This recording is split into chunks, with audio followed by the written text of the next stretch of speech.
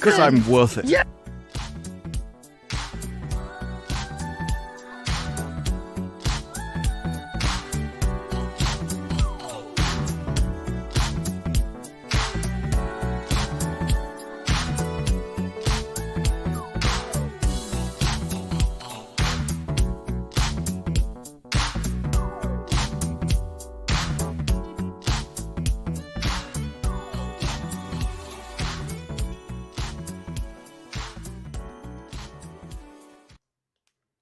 Hello. What's up, everyone? Sorry. I'm so sorry. We're 5 minutes late. We're awful people. Yes. Horrible. Blame just Brew. He had to go to the store and get his milk. I'm kidding. Well, I've got milk in my coffee, but that's because someone else put it there. It's what is it? Not 2. You're 3 hours ahead of me, right? So it's like 10 for you right now, or is it 11? I'm way more than 3. I'm like 6? 5. Yeah, it's Oh. midnight. This starts at midnight. It's midnight and you're drinking coffee. I can't say anything because I did just have Yes. coffee an hour ago, but it was at 6. I'm gonna nuts.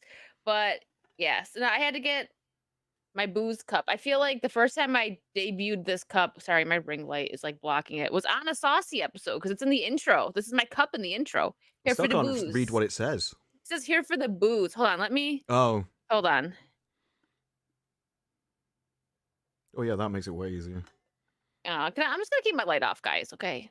It's so much more comfortable for me. The glass is more important. You must read the message on the cup. I gotta rearrange my desk because I rearranged it. I got this like tier thing to put my second monitor up, so it's up a little bit, and I could also store stuff, which is nice. If you can, the monitor boom arms are so much because they don't take up desk space. Then monitor put boom stuff underneath arm. them. I gotta write that down and look that up. Well, it's just like the mic ones. But the monitor boom. Okay. It attaches onto the same all the time. You know, it squishes on the side. Ooh, I would love that. I had to move my ring light. It used to be over there, and now it's like directly in front of me. So it's like every time I try to show something, the light is just right there. Anyways, how you doing, chat? Big cup or tiny hand? Why not both? It isn't really a big cup, but I got just Brew so proud of me. It is when you put it right next to the camera lens. It is. It's not that big. It's just. There you go. Just use the bottle. That's the biggest glass of all. Yeah, then I blocked the writing. You guys know what it says. Fine. We could read it before. I got whiskey, so Disbrew's proud of me.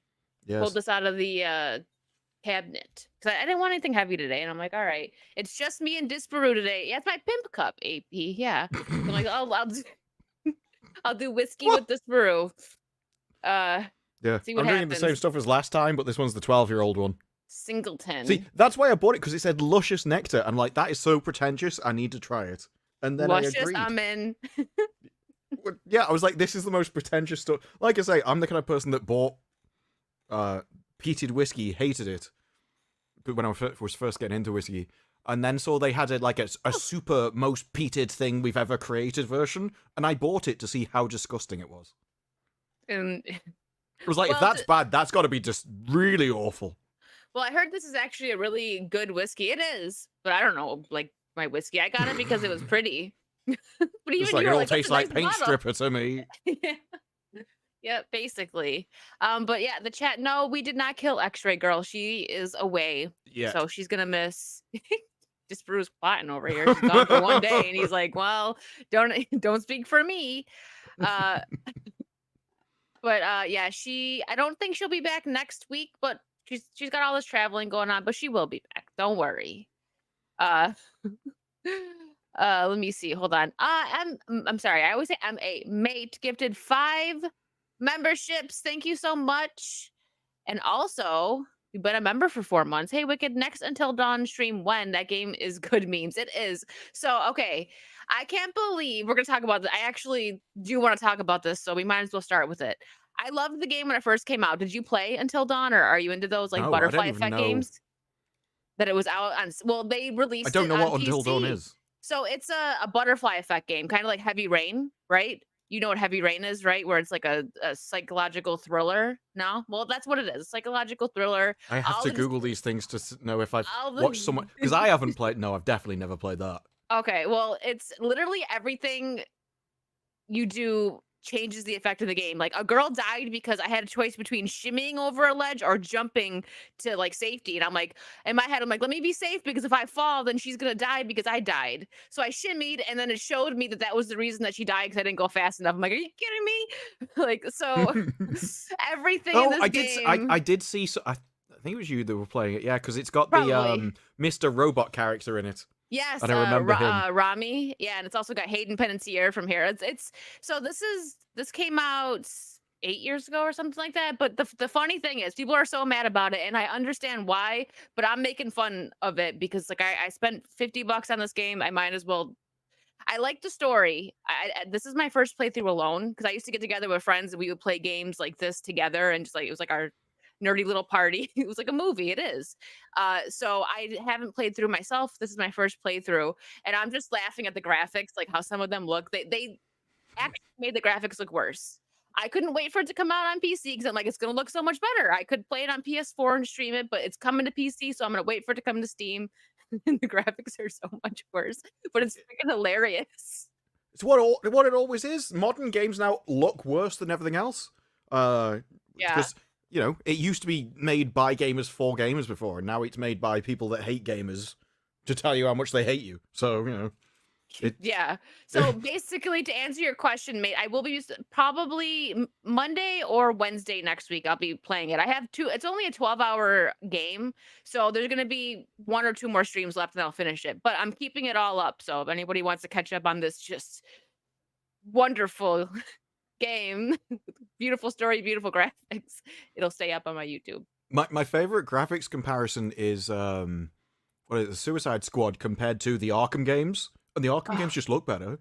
And They do. The length of time between them coming out should not be comparable at all, and yet they look worse in every way.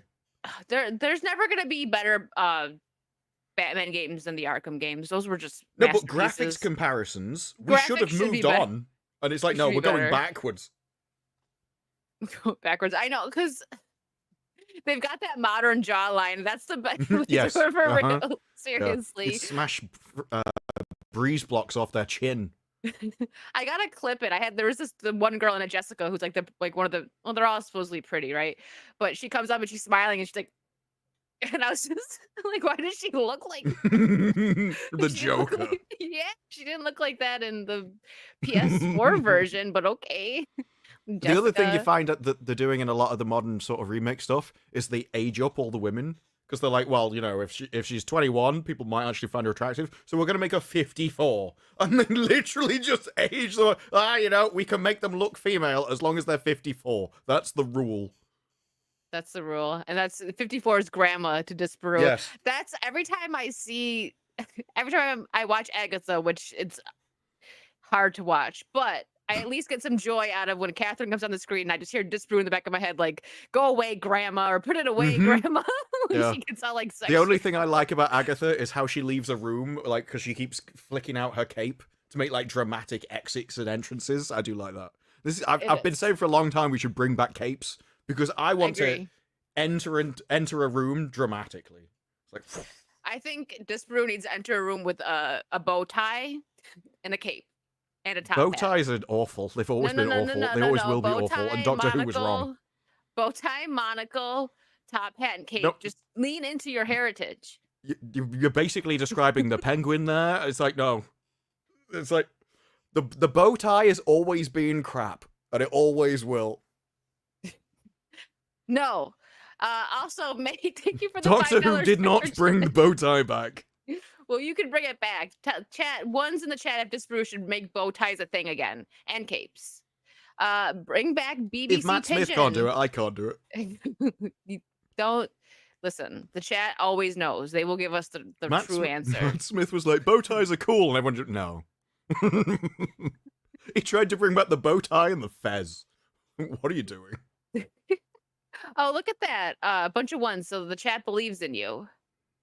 Bring back BBC Pigeon. Don't read the entire article. Just read a few headlines and maybe the opening paragraph. You could each pick one. We'll think about it, mate. We'll think about it. Thank you for the 5. And also, whoa, I always want to say JJJ for some reason. GJJ has been a member for 10 Why? months. I don't know because I'm half retarded. And Yeah, but it would have made Amelia, more sense if you'd started at this. I just repeated GGG, but it's like, no, I'm is going to true. read backwards and just My carry on. Maybe I'm minorly dyslexic and I never knew. I don't know. But Emilio, thank you for gifting 10 memberships. Saucy. Thank you. As they fall off a cliff. Emilio. I can't wait for him to maybe one day see Night the Rock. I think even if he sees it, he's like, nope, it's Emilio Yeah, that's falling what off it the is. cliff. That's It's what always it is. That's the lore. Emilio. That's the new lore for your name, Emilio. Thank you. Vimaran, thank you for the 10 Swiss. That's Swiss, right? Wicked, please tell me what is the name of the song that plays on 10-second countdown before the show? Not intro, one before that. Also, do you ever play DBD with viewers or just friends? Okay, hold on. Two questions there. What is the name of the song that plays on the 10-second countdown? Hold on. It's I get it from the YouTube studio, copyright free. The best thing about the Swiss francs is I saw X-Ray go on a stream, and I think it was Gary said, "What does CHF? I don't know what that is." And X-Ray had no idea. I'm like, the amount of times we've discussed what that is on this stream, and she's like, "No, I still don't know." I found it, Vimaran. She's like, I don't know. It's Bail Bonds. I feel it all so deeply is the name of the 10-second countdown. Why'd you make that face? It's rude. Because you never would have got that title. Like, people name songs which are just music, and they're like, "Oh, it's a cow flying through space." Like, what? It was the most unrelated title to any music. It's very random. I just liked how it sounded for the countdown. And when I stream, I usually just play alone or with other streamers. But once in a while, like off stream, I'll play with. I have played with viewers. It's just been a bit because I don't get to play as much as I'd like to anymore. Unfortunately, just busy. But feeding the ducks. You're welcome, Vimaran. What? Yeah, Are you okay? I'm busy Ian? feeding the ducks at all times. I don't know that Ian's probably feeding ducks. Single-handedly finished- keeping the ducks alive. The Someone's ducks got to won't be do out. it. It's dark where he is. In Scotland, it's always dark where he is. Maybe But he yeah, has a the duck ducks will be pond. asleep. Maybe he has the song haunts you, Vimaran. Maybe Ian has ducks in his house. Do you have they've ducks in your invaded. house, Ian? I mean, he lives on a sloop. They're like forcefully taken over. He lives on a sloop, so there might be ducks on the sloop. I mean, that was a whole range of new lore I've never heard. I made it up. Oh, I thought it was referencing something. No, I've said before, like, because Ian likes sloops, and I'm like, he has 2 of them. I've also said that about him. And people probably think he does. Mark, thank you for the 5. Actually, he's trying to stream Battlefront 2. You might send him a link if you're feeling charitable. Is he having a hard time with Battlefront 2 right now? Send him everybody? some I mean, prayers with you're X-Wing trying to Battlefront resurrect 2. a game that never deserved to survive in the first place. That game bombed deliberately. Like, everything about that game was awful. No, now all this time it's like, it's a classic. Nobody played it at the time for a reason. No one, yeah, I actually never got into the Battlefront stuff. Honestly, though, speaking of playing games, somebody in the chat brought up that we should play Helldivers again. I have the Warhammer game, and I'm waiting to play with you and X-Ray, but she's like always Yeah, I've got away. Well, I think I we've haven't all got played it. it Oh, yeah, yet. she was away for a while yet. Yeah, she's not going to be back for a little bit, but I do want to play it because, you know, I'm ready. I've been waiting though because the stream was like, I want to wait till you play with Disparu. Like, he's not going to yell Why? at me. I don't know. They No, probably 'cause think, maybe you should just let me have it. Give the chat what they want because I'm gonna suck. They want you to just yell at me. It's not. I mean, it's a co-op kind of game, and so it's just like, well, if one person goes down, oh well. Oh well, he's like, ah, she's I'm dead. not- Keep moving. Ever since Left 4 Dead, yeah, it's like if there's a horde coming and someone goes down, it's like, well, I could try and rescue them. I will try, but if the horde keeps going and I'm just me, I'm like, well, you probably shouldn't have died in the first place. And if I reach the exit, then we all respawn anyway. So I might as well just get there on my own. Mr. Shaggins would like to know if either of us have played the new Starship Troopers game. I haven't. Have you? The last Starship Troopers game I played was from the makers of it was like a strategic FPS. I can't remember what it was called. That's called. Oh, it's on the tip of my tongue. Squad. I played that one, but not in a while. I know it went through a whole rework. They released like Underground where you can go and blow up eggs and then redid all the guns and stuff. But I don't know if that's the one you mean, because that was quite an old game, but may have only just hit release. I was playing it in beta. Oh, okay. Yeah, I've never played, but Hokies just said X-Ray played it. So then when she comes back, That's probably the one I someday, played. you can ask her. Okay, then you. If it had base building and stuff in it, then yes, we're thinking about the same one. Okay. Maz Apocalypse. That is a terrifying. Is that actually Maz in the picture? Stop. Is that a drawing with Maz? Moza messaged me and said, I've been watching The Penguin and now I'm an Italian gangster. I'm like, And he it's just set in Gotham. It's not in Italy. It's got nothing to do with. Is it? Well, you know, I've watched. I can't remember what the other one is. There's another gangster thing in with the Rocky guy.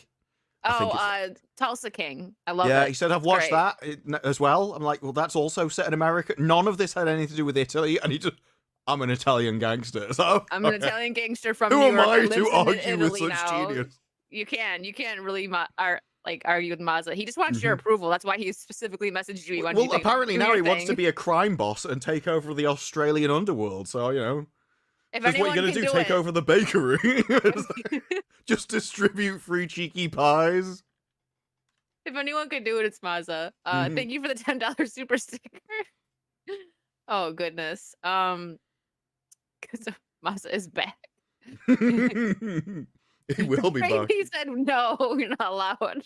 But no, he thinks Tulsa's in Italy. Yeah, don't worry. Now an Gravy, you're Italian fine. gangster. He doesn't actually know where it is. Yeah, He'll get wouldn't know. lost. As if he could get through the American visa thing anyway.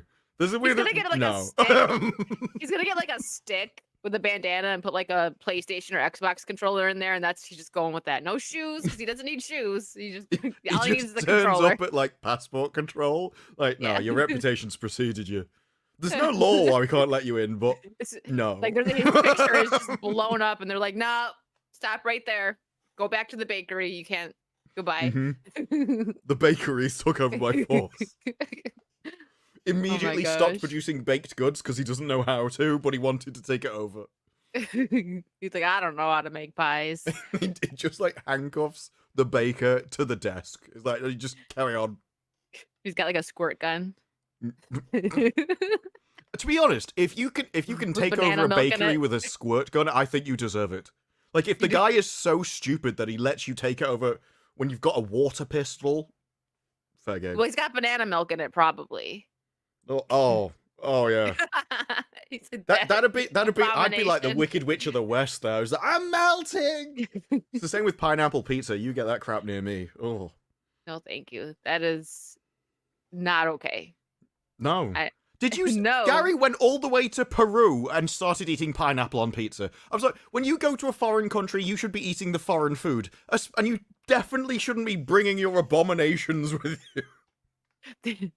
I would like to see if he ever goes to Italy, like if they do some trip in Italy and he asks for pineapple on pizza, they're going to be like, "Get out." Yes, yeah. Get They out just right now. immediately get kicked out of the country. Of the It's like, go to country. France. Those Go to France people with will that eat that bag. kind of crap there. Beneath us. It's beneath you. It is. Chris Nicholson for 5. Thank you. That sounds less like a description of Doctor Who and more like Mr. Peanut. Oh yeah, Mr. Peanut, the peanut mascot. You know what he's talking about? I mean, Mr. Peanut, I don't know who he is, but he'd probably make a better Doctor Who than anything we've had recently. Probably. Honestly. The honey roasted peanuts are good too, so I'll give him that. Justin Martin's for 5. I've never seen any of the current Doctors honey roasted, but there's probably video of it somewhere. It's good. Justin, thank you for the 5. Ever seen Ed Grimley on SNL? That looks like Disru should go for it. I think he could pull it off. Oh yeah, not Martin Short. Was it Martin Short? Yeah, Martin Short did the Ed Grimley. Look him up. Disru's gonna be like, this is no. I have no idea who you're talking about because I don't watch Saturday Night Live. It's We from don't like have when it was over here, actually so- okay. It's from when it was actually good. Ian, thank you for the 50 pounds. Feeding the Ducks is a copyright-free YouTube tune, but also a Oh. euphemism for self-indulgence. I'm not feeding the ducks. Also, they're sleeping. They are. Oh, as they're That's what I sleeping. said. Sorry. Okay. Well, I don't know, Ian. You're It's speaking too fancy midnight. for Do you me. think ducks are nocturnal? They like go out for a little paddle middle of the night. Go out for a little paddle. Yeah. Oh my goodness. What's up, Rhino? How are you? Did you obviously, you're good from the hurricane. Poor Rhino comes to Florida during a huge hurricane. He didn't know though, because he planned this way ahead, right? So he came here and yeah, he But wasn't it still I don't chose think to fly into it. yeah, I mean it didn't hit yet, but that's yeah. Well, yeah, that's the definition of flying into it. Yeah. It was like, I know it's hope you going to were hit, able to and do- I'm still going. I hope you were still able to do something. I feel so bad. I'm not sure that he was able to actually Now I'm go out and do assuming he stuff. was in America to avoid the Mozza criminal takeover of Australia. Oh yeah, I don't even know if he knows yet that Maz is trying to take over. Well, I think has taken over it. Like, Yeah, he is now an Italian Tulsa King penguin / penguin, yeah. / penguin. Because those are two things that go perfectly together, you know. Yeah. Everyone watches the Tulsa King goes, this is a lot like Penguin, actually. I can see the similarities. It's like watching Breaking Bad and thinking this guy's a lot like the Muppets. I just love that Mazza had to yes he is. Mazza had to message you and say, I've been watching the Penguin and I'm going to Italy and taking over Tulsa. I periodically get those kind of messages from him. They'll just be like, Velma got cancelled. Shame, I was looking forward to season 5. And I'm like, just randomly. I'm Italian now, Mazza. Probably. He just like periodically changes his nationality based on what he's watching. I tried to get him to watch like Money Heist and stuff. He's like, no. And then what was the question he was asking? What was the Breaking Bad of different countries? He was like, well, I need the Italian Breaking Bad so I can be Italian. Sopranos. Well, I told him the Breaking Bad of Spain would be Money Heist. He's like, no, don't want to be Spanish. I want to be Italian. See, he was Spanish last time I saw him. Mm-hmm. I tell you, that kid has more nationalities than anyone else in the world. There are spies with less passports than he has. Yeah, he probably makes his with crayon. True, yeah, he draws his like own picture on them. Or just gets like a random photo from anybody just out of a magazine, just puts it on. That'll be me. Uses his paste. I'm Sharon Stone this week. You just even know who that is. No, that's probably why he put it in there, you know. Last thing he wants to be doing is like uncrossing his legs in front of a camera. Oh. No. It's the only thing I know about Sharon Stone. It's what she's known for. I mean, yeah.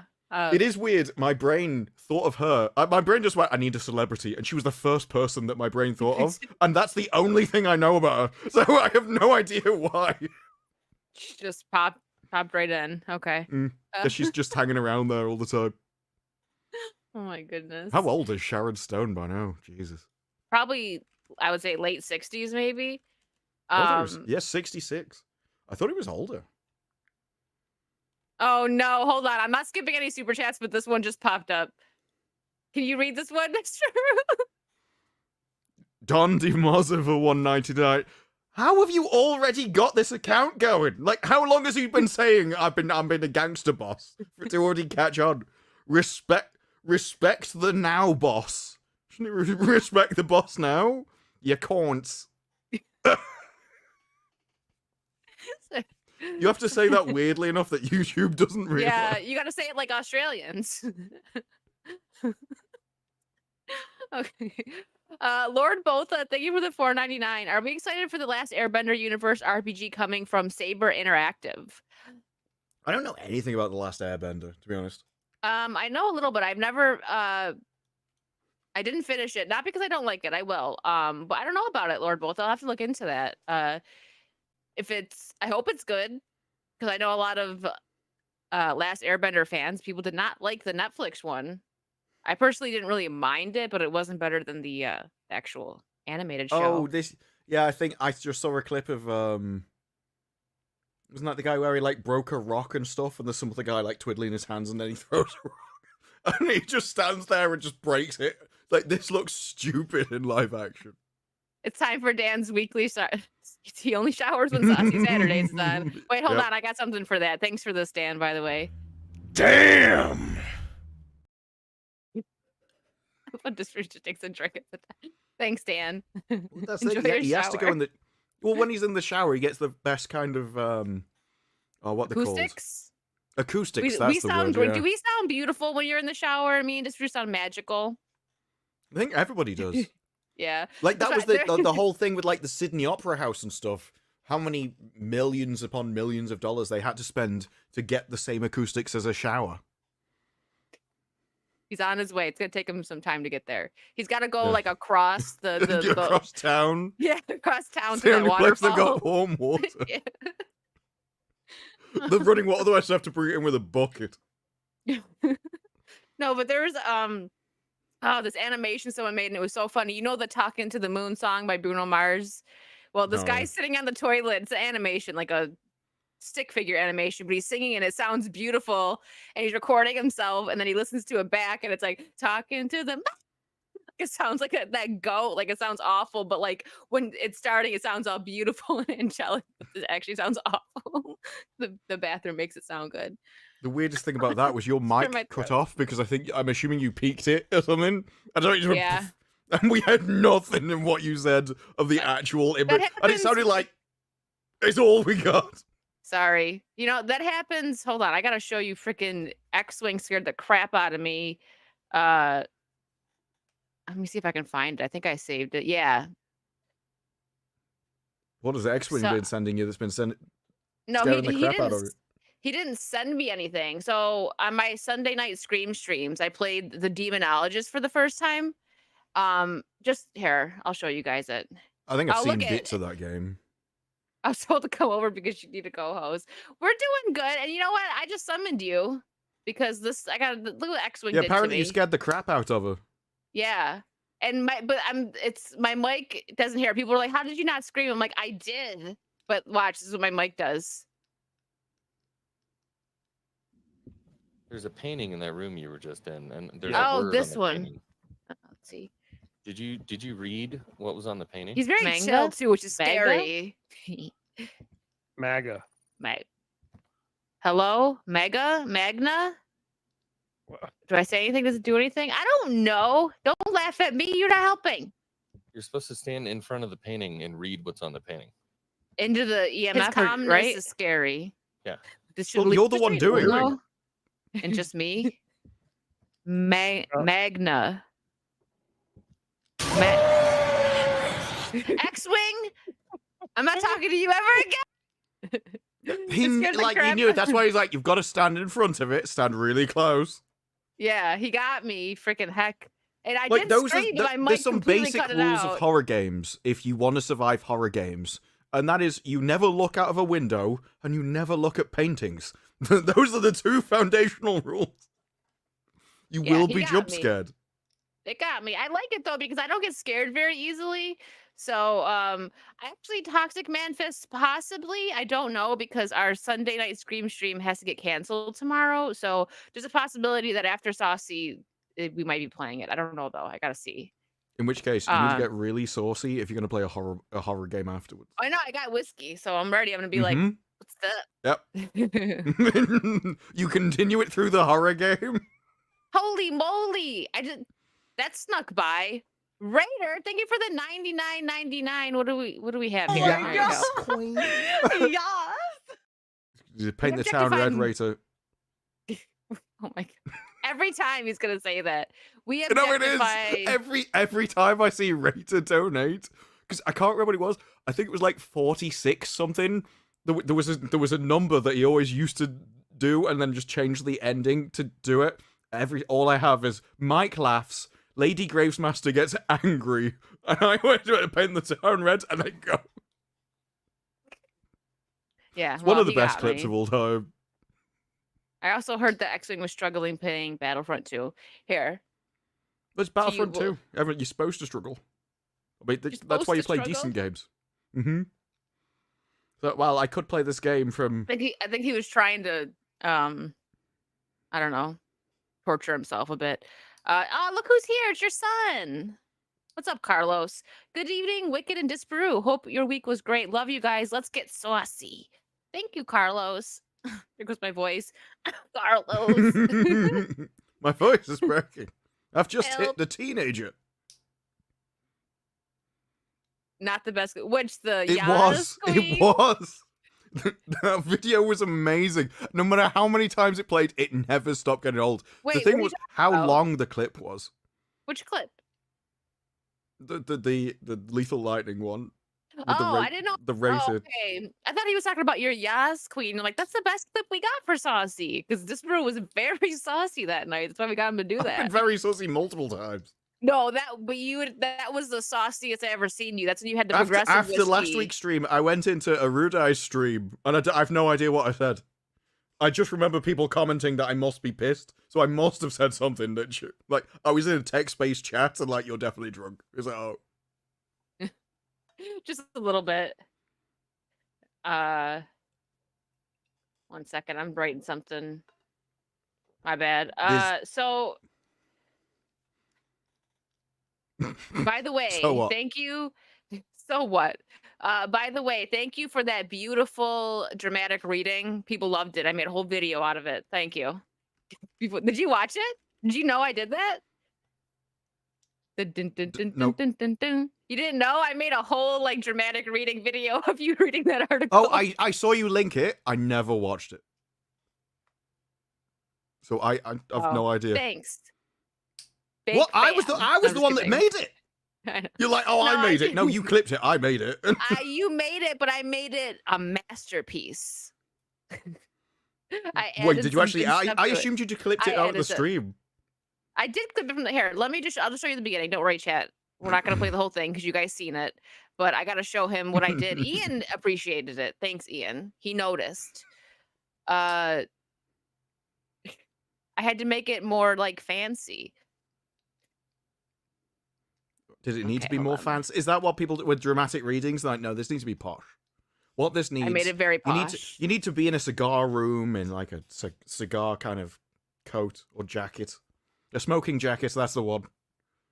Okay, you ready? Wait, did I? Let me make sure I I did shared- not hear audio. If there's supposed to be audio, There, in that there very wasn't. short. No, just for this part, there's not. Here we go. Here it goes. How long is your intro? Because I will judge you.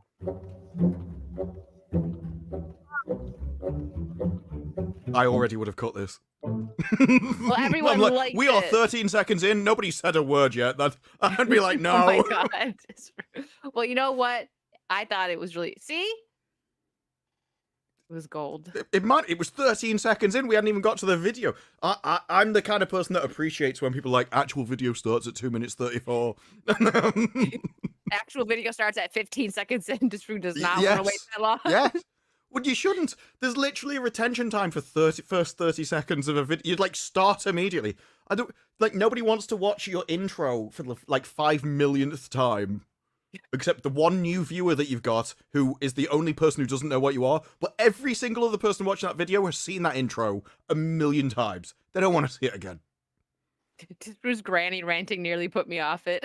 You were just there for the 13-second intro. Yeah, it's like finally some silence. This is the longest he's ever shut up. It's true.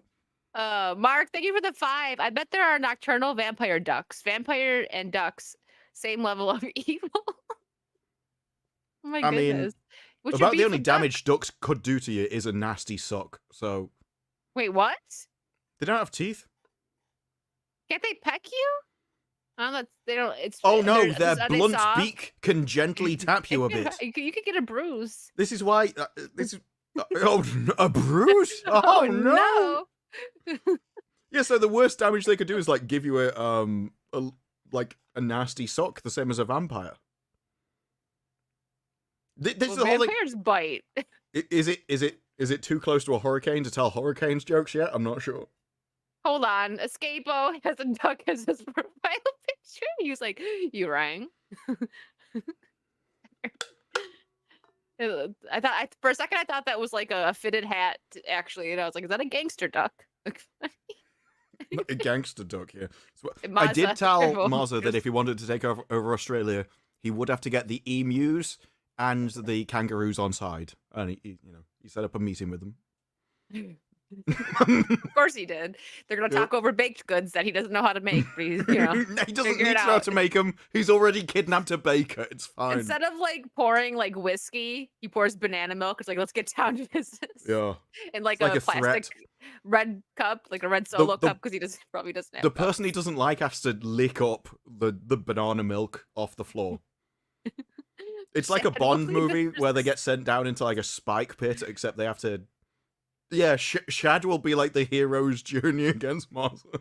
The Except hero's Shad's journey. already like got swords and stuff, so it probably wouldn't last long.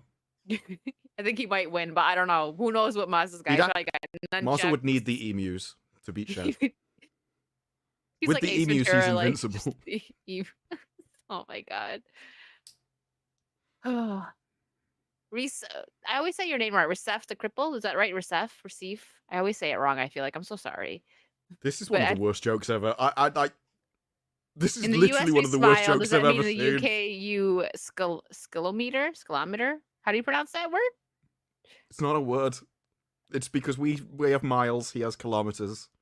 Oh, So kilometer. Oh, They okay. smile. We I thought kilometers. he said it's not a word. It's just an essence. No, it's just a really, really awful joke. It made you The giggle. moment I though. read it, I despise. It still made you giggle. Good job. No, it didn't. It's like, did. this is awful. Laughing. He's cracking up, slapping his knee.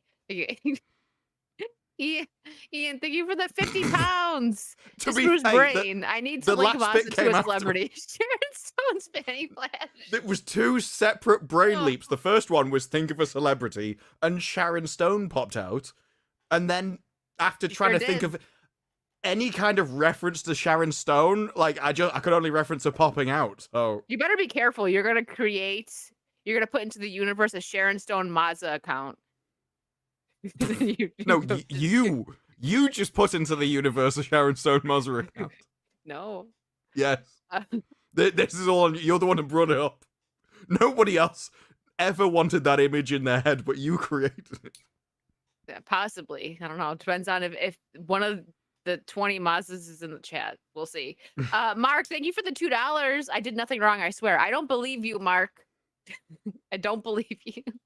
This is like Uh, walking into a shop and going, "Don't worry, I'm not going to nick anything." Or, then as was on pockets FNT the other day, somebody decided to go, "Don't worry, I have proof that I have trousers on."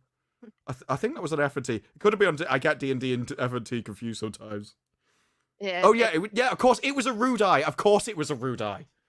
Oh, I had to get proof that I was wearing trousers on a stream. I'm like, what? That's What? weird. If you feel like you have to prove you have trousers on, that's very suspicious. I feel like, I don't know. I just assume that most guys are just like in their boxers when they stream. No? Well, if you're gonna do that, don't specifically mention that you have proof that you have trousers on. Like, if you join a stream and go, "It's all right, guys. Look, here's proof I've got trousers on," and you're like showing them a Polaroid of like yesterday. That's weird. The dates on it. Yeah. Stephen De Leon. Next to a newspaper like a hostage victim. Thank you for the $2. Do you know why I ship floats? And a stone cannot. It's because, well, the stone looks down at the darkness. The ship has a secret, for it looks not downwards, but up. But how can you tell the difference between the light and the darkness? Well, sometimes you have to touch the darkness to know whether the sun is reflected in those oceans. That was Rings beautiful. of Power is like Shakespeare. That was beautiful. Mm-hmm. One I day, just hit my desk. I'll achieve my dream and I'll I appear just in almost the knocked show. my whole desk over. How Oh many my legs does your gosh. desk have if you can knock it over? No, it's very sturdy, but it just like everything shook Oh, because it's all right here. It's so sturdy, I almost knocked it over. Duppy, thank you for the $2. Disparu, are you pissed or just? What does squiffy mean? On Is my that way a- to you- Squiffy. Is that a English thing? Well, I mean, Squiffy would be like tipsy. Okay, I like that. Squiffy. Feeling a bit squiffy, are we? The best bit, I don't know whether he is like English or just Googled English slang. If Shakespeare had Alcoholic English slang. if Shakespeare had Down syndrome, Yes. It's like if Shakespeare like had like bowel problems and so had to get his assistant cousin twice removed to write it for him. It was like you should have stuck with. I'll let just read this one because it's a very fancy name. The aristocratic utensil, all right, dude, for €5. On this side of the world, we use satire because, unlike the Americans, we can be funny without being obnoxiously loud. To be fair, I'm often both. I quite like being obnoxiously. I did have a thing though. It's true. They were on about in American cinemas, like literally order like meals and stuff, burgers, pasta, all this kind of crap, pizza, to your seat in the cinema. And I literally can't imagine anything worse. Like, all the things which have happened in the world, you know, feminism, or none of them are as bad as being able to eat in a cinema. You should be able to go 2 hours without constantly grazing, and you don't need a 3-course meal. When somebody brings in a rattly bag, I already hate them. Like, I'd be like, look, capital punishment, that was an alright idea. Maybe we should bring it back for people that have rattly bags in cinemas.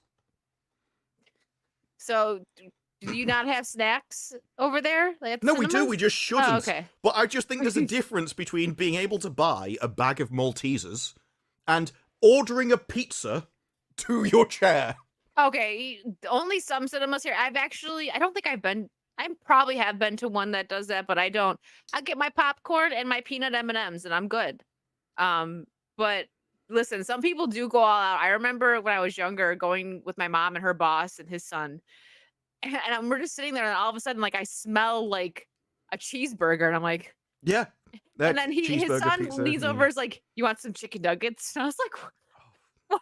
They snuck food, and I'm like, but no, I don't know where that came from. Where did you pull those nuggets out of? Well, I've seen cinemas that have like tables next to the chair. I'm like, this is an abomination.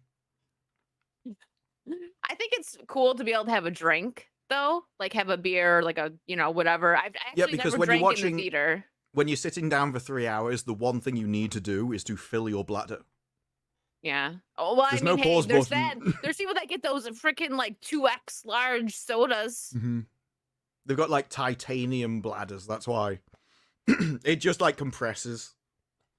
There's only been a couple movies that I actually had to get up and use the bathroom. The first one I think was Lord of the Rings, because how long was the first one? That was long. I've seen that in theaters. I was really young too, so I was like drinking. You know, I was like, ooh, I get to have soda and all the snacks. And then like halfway through, I'm like. The thing is with Lord of the Rings, they were long for the time, but it feels like movies have been getting longer and longer as they've got worse. Yeah, like, unfortunately. I mean, the Joker. Yeah, it was 4 hours, right?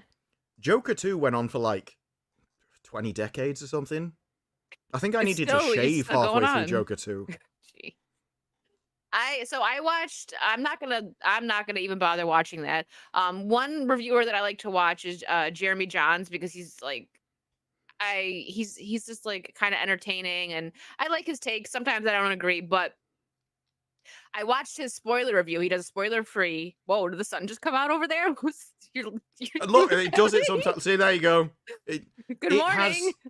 It has face detection combined with automatic brightness. So because I'm looking down, it can't see my face, so it changes to something else. Okay, I thought, and then like, when I look up, it blooms. Is that whiskey hitting, or did it just get brighter over there? The light. The sun will come out tomorrow. So Jeremy Johns usually will start, like, when he does a spoiler review. I don't know if you watch him, but he'll be like, if you haven't seen the movie, come back after blah blah, that whole spiel. But for the Joker 2, he was like, if you haven't seen the movie, maybe still stay and I'll save you some money. And I was like, damn. Yeah. Like, and he never says that because he's very just like, I don't know. I mean, he gives his opinion, but he's never like that. And I was like, dang. And same thing with like the Indiana Jones. He started the Indiana Jones by taking a shot, and he's never done that before either. Like, it's just there are some movies when it's open to interpretation, whether you like it or not. This isn't one of those movies. Because if you presumably you're watching this one because you liked the first one, and if you like the first one, you will hate this movie. It is, and it ruins the first one, doesn't it? Yes, because it's made to destroy the first one deliberately. It's probably because I'm down in my chair. So you have It's deliberately spiteful. It's deliberately insulting. It's meant to antagonize the people that like the first movie because you weren't supposed to like it. And the bits that one liked were the Joker bits. Well, those are the People bits like that you and me weren't supposed to like So- it. I like people do memes now of like that stairs scene in the first one. It's like instead of the Joker, it just says some guy. Mm-hmm. But that was the Because whole he's point. not the Because he Joker. doesn't like superhero movies. When you release art, and the only bit that was good of your art movie was the superhero bits, well, then he comes along and he destroys all the superhero bits, and you're just left with his creation. You're just left with his art, and his art And is it's awful. Yeah, Yeah. That's the best thing he can create. So Crap. now he's gonna be known for the guy who made The Hangover and the guy who ruined the Joker. That's what he's gonna be known for. Like, do you think studios are really gonna? I mean, I know the I studios. don't respect him for the are weird. Hangover either, but like No, I said, I I'm don't just get saying American people- humor. Well, people liked it, so that's what I'm saying. He's gonna be known for that. Oh, it I know. should've I been- know loads of people like it. I just don't Yeah, get that's that what I humor. mean. But like the Hangover, if I'm like, no, he's a talentless crap director who couldn't create anything good if he tried, and people go the Hangover, like, well, I would also think that was crap. So I wonder if he's gonna like get hired anymore. You know, like after. I mean, he got paid 20 million for this. He probably doesn't care. Yeah, that's The long true. and short of it. This is It's why I'm true. against those kind of not just because the movies don't make that much money to justify those kind of wages, but because if you pay somebody that much money that they can literally, like, that is rob a bank territory. This is our final heist where we never need to do another thing ever again kind of level. They have literally no need to make the movie good. All they need to do is make the movie, because they'll still get $20 million and never need to work again. So I would always and only pay people enough money that they're like, actually, no, I could do with another 200 grand.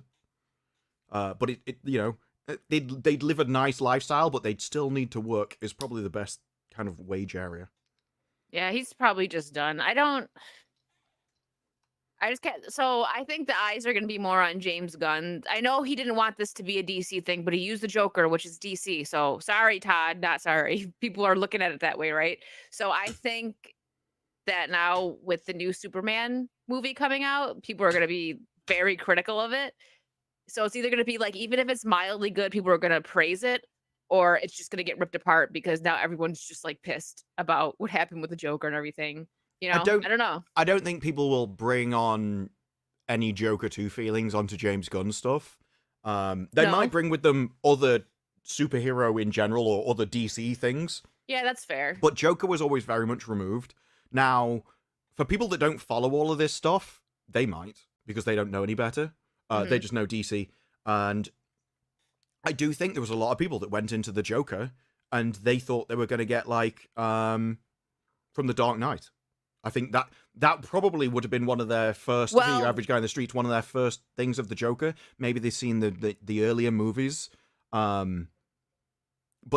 most people won't, like, there's a large section of your audience that will never played any of the Arkham games. They've never read the comics, and so all they know are those movies. And so when another movie comes out, they don't know it's made by a different person. They just see Joker and like, oh, it beat the same guy. I like that guy. And they go and see it. Well, technically, spoiler, sorry. I don't think anyone cared. I just want to point out that on the last stream, Disparu didn't say spoiler warning or anything, and you just like started talking about the Joker. Nobody, not one person that I see in the chat was like, spoilers. Nobody cared. It's like, yeah, spoil it. We don't care. It was funny. I'm not mad about it. I'm just saying it's so funny because normally, like when we were talking about Deadpool and Wolverine, we had to keep saying spoiler, spoiler. You know what I mean? But for that, we didn't even say it once, and the chat did not care. They were just like, yeah, just tell me how bad this movie is, please. Save me my money. Well, that's the thing, right? By any definition, it depends how you define bad, right? Because it's not from a direction point of view, which is I pointed the camera at people. It's not bad. From an editing perspective, it's not bad. So the story does make sense. That's fine. The problem with it is the values and the messaging and the actual arc of the character and the events. So it's not a badly made movie. What makes it bad is the core of the story. And it is that this movie seems designed to make you walk out numb and depressed and feeling horrible. And that's intentional.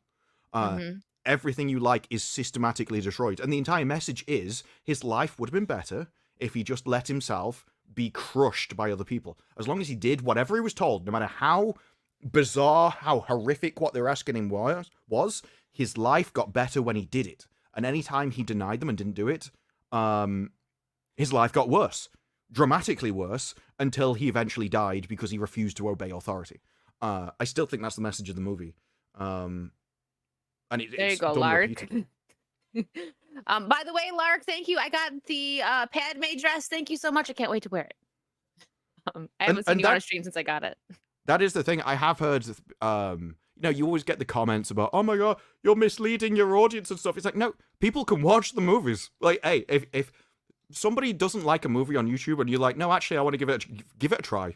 You know? Yeah, I say that's what I always say to people. Like, if you want to make your own judgment. But with the Joker, I would say the Joker too. This is the first time that my friends, you guys, YouTubers and everything, that actually made me like, okay, thank you for letting me know, because I'm actually not going to even waste my time when it's free to watch this. Well, this is one of the few, because sometimes it's a bit of an exaggeration when people are like, oh, well, maybe Rings of Power would make you think less of the original movies or something. This isn't that kind of situation. This is the intention of the movie is to kill the character that you liked in the first one. Yeah, Like, destroy him completely and make the first movie not matter. I don't think this is one of those, oh, well, opinions may vary movies. No, I think this is pretty set in stone, and then you'll get I haven't some seen anyone say contrarians. that. I don't think I've seen anyone say that it was good. So I have, and it's always for the same kind of things that people like modern art. Like, if you start talking about Jungian philosophy about integrating your shadow, when you're reviewing a movie, I know it may make you think you're smart. It's very transparent. And it's the same as walking into the Taint Gallery, looking at the paint strip on the wall and going, no, I can see messages in that nobody else can. My artistic talents are better than yours because I like bad things. Like, nobody else likes it, but I can see through the darkness. It's like, I'm no. way more intellectual. You're not convincing than you anybody. Are. Yeah. This is the whole thing. If you want to appear like sophisticated, one of the ways you can do it is to separate yourself from the plebs. And the easiest way to do that is by liking something that everybody else hates for any reason, and then you just put them down by, you basically shame, guilt, humiliate them, and hope that they buy it, because it requires them to believe you. And if you're just like, no, you're an idiot, it has no effect. No. Well, what I was going with, what I was like, this is a part of a spoiler, because I actually didn't hear this from you. I seen it in Jeremy John's review, which nobody cares about spoilers, but it just made me realize that last stream nobody said anything about it. We just talked about it and nobody cared. They did take something, or Todd Phillips did take something from a previous Joker movie, The Dark Knight, with the guy apparently in the background cutting the smile after he killed him, right? Oh yeah, I know That people guy's like, the well, this Joker. is the Joker, and it's like, well, I'm not saying that was good. I think that's stupid, because like you took a character that we, Arthur, that we got to know as a Joker, whatever. We liked the first one, right? And freaking, so he's not the Joker anymore, but just some random guy in jail is going to be the Joker. well, the worst thing is why that happened, because it said in the Variety article why that happened, and it's because he wanted to do it at the end of the first movie, but he couldn't, because whatever his name is that made The Dark Knight was like a producer, and so he could stop it. But he didn't work on this movie, and so he wasn't there to stop him, so they put it in anyway. And it's just like, yeah, I know you want to tie yourself into something in the greater than you. Firstly, you're still proving that actually, no, it's the superhero bits that anyone's here for, and you know it. And you still, that's why you're so bitter about it and feel the need to piss on everything. Because you know no one's there for anything you've done. But also, like, there is an angle in it where it's like there's always a Joker. And so it's like, oh, well, the Joker is actually like this spirit that goes from person to person. It is passed on death. Oh.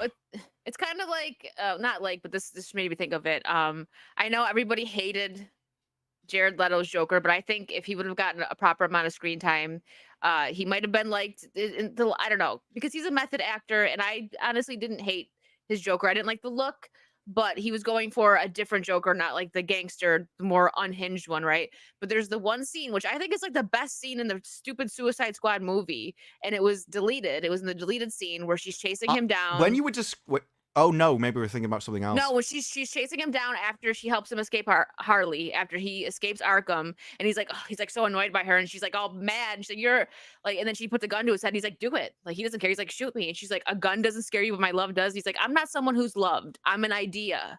Like that, and I liked that line from it's not wasn't a good movie. It was definitely a mess of a movie, but I do think that with the proper script, we could have gotten a really good Joker from Jared Uh, Leto because he's a pretty good method that's actor.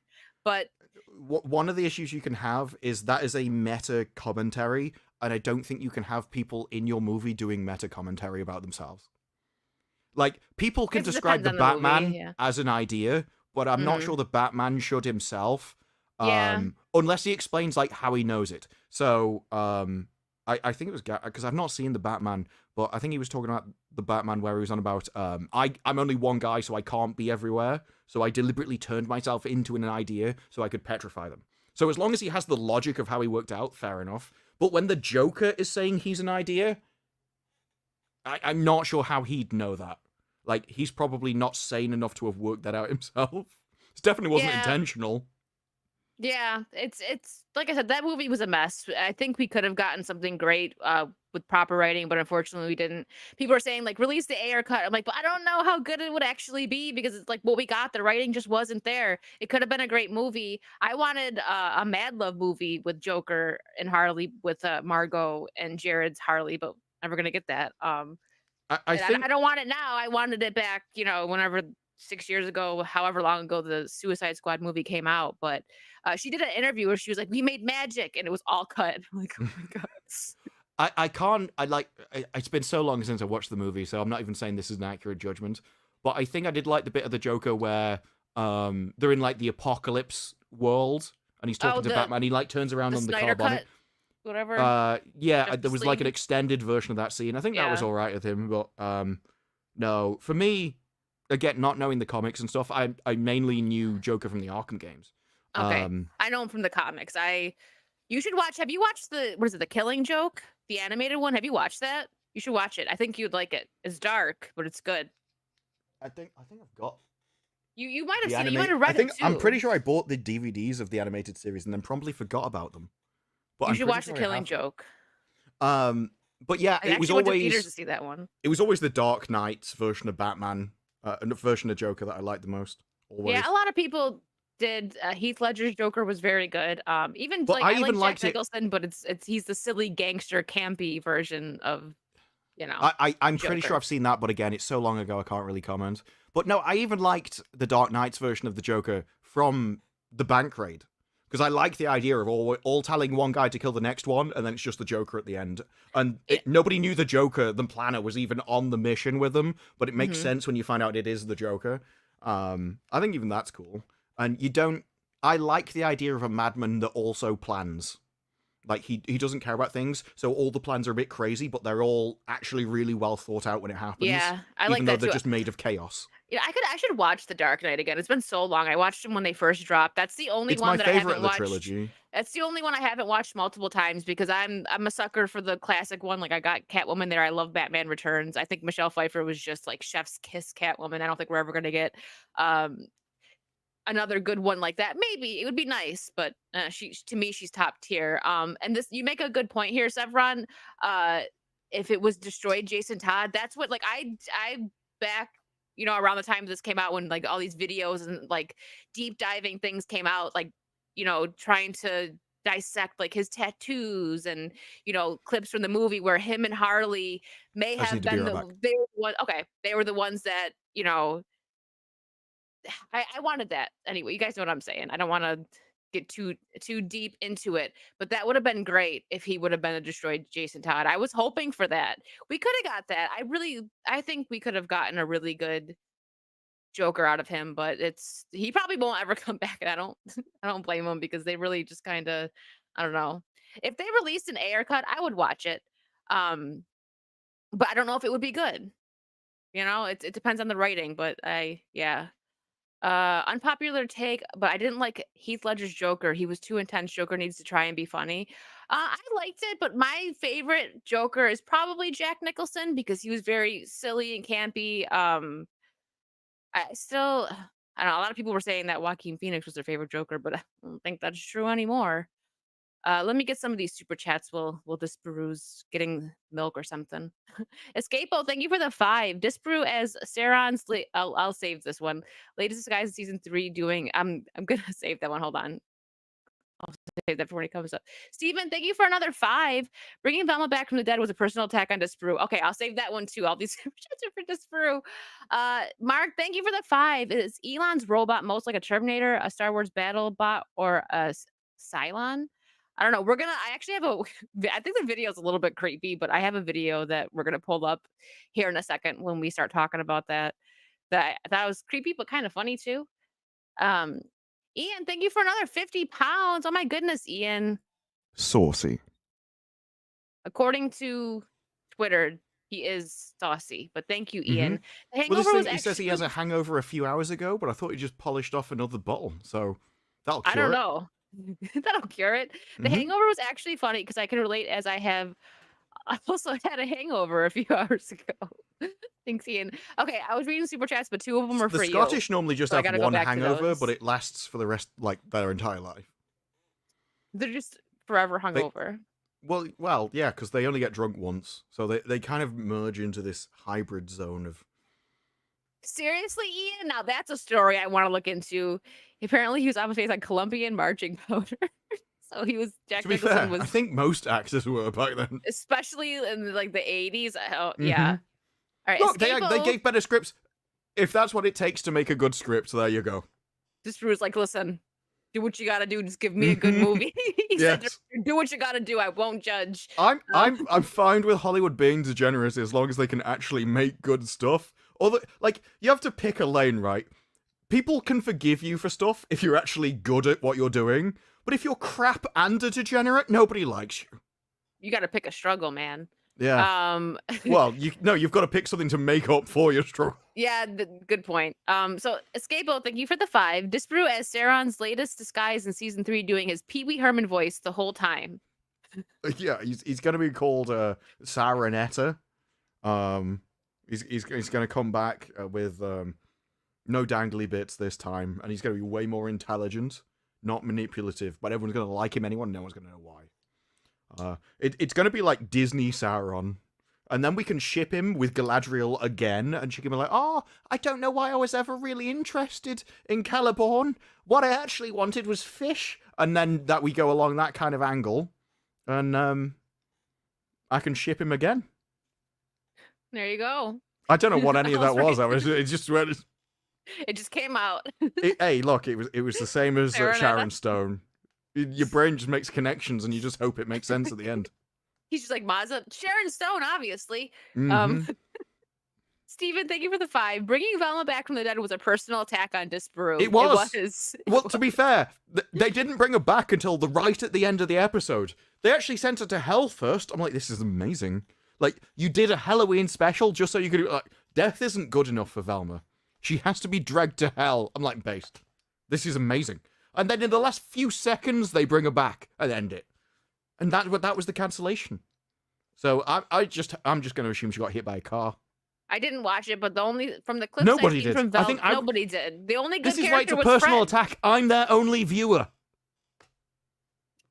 It's just Disparu. Like, you know what? Let's do the Halloween special for Disparu, but let's do it when there's an Agatha episode and Rings of Power, and he's got to get ready for F&T. Like, let's just ruin his week. There's Samba scores. How many households was this? 1. That's all it is. Just 1 over there in the UK. Oh, it's this YouTube guy. When can we release this to piss him off the most? That's. Shane says the devil would kick Velma. Yes. Yeah. She'd take it over because she'd be more insufferable. Yeah, probably. Lucifer That's the how the Doberman. apocalypse is caused. All the demons leave hell to get away from Velma. Now that's a story. We have a good thing going here. Thank you for the We Canadian were happy, dude. damn it. Speaking of Nose Candy, budget from the Acolyte? Was Hey, there? there's Do you so know many it? things. Look, Joker 2, right? Joker 2 had a $200 million budget. I don't remember what it was. They spent 20 on the director. They spent 20 on Joaquin Phoenix. They spent 12 on Lady Gaga. So, okay, that's like 52 gone. nobody knows where 148 went. There's like 3 sets in the entire thing. It's almost always the same handful of actors. There's only like 7 main actors in the entire thing, and then just some extras every now and again. There is absolutely no way I could make that for $148 million if I tried. I wouldn't know how to waste that much money. Okay, Ian. Lady Gaga. Lady Gaga. Gaga. Oh, so Acolyte was 240 million. Okay, thank you. I forgot. I these things come into my mind. I'll read them before a stream when I need to know them, and then just I mean, at least that I'd see like space CG and stuff, and spaceships they needed to create. With the Joker, I can understand why the Acolyte cost more than Joker 2. I don't know how Joker 2 even hit that budget. It was the same with what was it called? Secret Lady Invasion. Gaga. Secret Invasion was filmed in one of the biggest dumps in the UK. One of the cheapest areas you could possibly be in, and they filmed it in an abandoned warehouse as a set. Like, how did you spend all that money?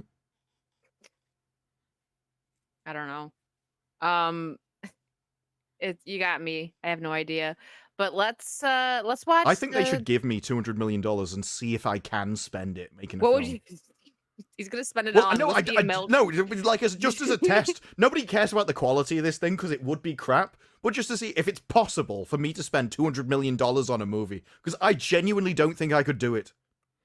I'd be like, whiskey nah. and milk for everybody. Well, it's unlimited supply. That's even still if only you spent like. Even if you look at those cameras they have, like the big they're like 50 grand. You can have a fleet of them for $200 million. That's true. Yeah, I don't. That's all you got to do. You need people, then you need a camera, then you need some kind of world location that just exists. That's not difficult. And then you need to pay a few extras that they get like, what, £100 a day, £150 a day? Honestly, I have no idea where it goes. I don't know. Because we know they're not, putting out anything good, so. But you know what? I mean, you could have, like, just coat the entire ground in Colombian snow. I was just gonna say, still don't I didn't have a good line for that though, so I'm like, I'll just leave it. This video kind of made me laugh. Let me make sure. I always have to double check because I my want to make sure favorite thing are how all the guards surround them at all times to make sure no one goes near them, because they're like, no, if you do that, it'll either fall over or kill you. There is no middle ground. It's gonna sucker punch you across the room. Terminator, yeah. Right, here we go. Something that anyone could own. So you can have your own personal R2D. And we will, right? Because I was before, I was like full in on this. And I said it's cheaper because they said 20 or 30 grand. I said, well, it's cheaper than a wife. Because they were like 20 or 30 grand to clean your house. Yeah, it's cheaper than a wife. It might burn. It might burn dinner though. There was a guy who, to be fair, legitimately responded that there's a load of intangible benefits to having a wife that you just can't quantify in monetary forms. I was like, that's very true.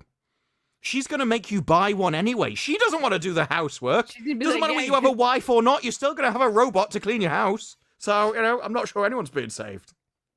They aren't sexy enough yet.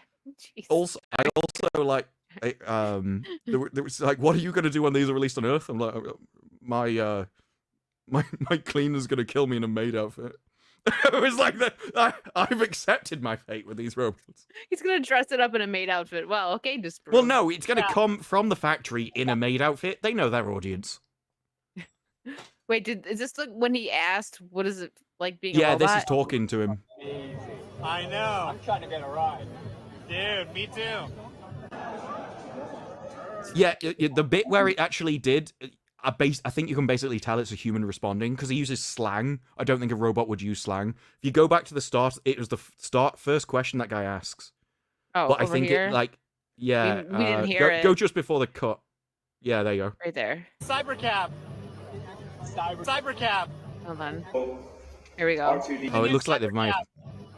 Cybercab looks amazing. Again, I'm trying to get a ride. Dude, me too. But Cybercab looks amazing. I'm trying to get a ride. No robot would use the word trying to. No, I would definitely rather have it be like talking robot, like, Well, I think this is a guy on speaker just responding to them. Is that how it would be if you had it in your home, though? Well, no, but I think this is meant to be like what's coming in the future, because there was even a point with this where Elon said, we've evolved from a guy in a robot suit. So I think they No. originally, when they were theory crafting all of this before they'd even made, they just put a guy in a robot suit and they never told anybody, but people could kind of tell. I think that's with this, they're kind of showing you the image of what you could be getting in the future. Okay. And to be fair, all the movements are very. I mean, the robot is very kind of impressive as it is. oh, it Just is. utterly Yeah, but useless I wouldn't at the get moment, one. but I wouldn't get one because I'm not trying to, I don't know, get killed in my sleep. the Korean waifu will kill me in my sleep. I already know this. You're ready for it. You're like, that's Well, how I want to everybody go. else is going to get murdered by him anyway. At least I'll have a Korean waifu for a bit. Elon, he's a techno king. Elon is a techno king. Okay. Mhm. Optimus can talk? Yeah. He also does sign language. Oh, wow. Okay. See, he asked him questions after that, and it was those questions which I'm I going think to made mute it that more because it's obvious. music and just let it play. I also wouldn't be surprised if this was like a guy controlling it with gloves, and that's why everything's really slow about what we're doing. Yeah. Or at the very least, all the thumbs up and what he's deciding to do for the because that robot is posing, right, and going through all these things. Yeah.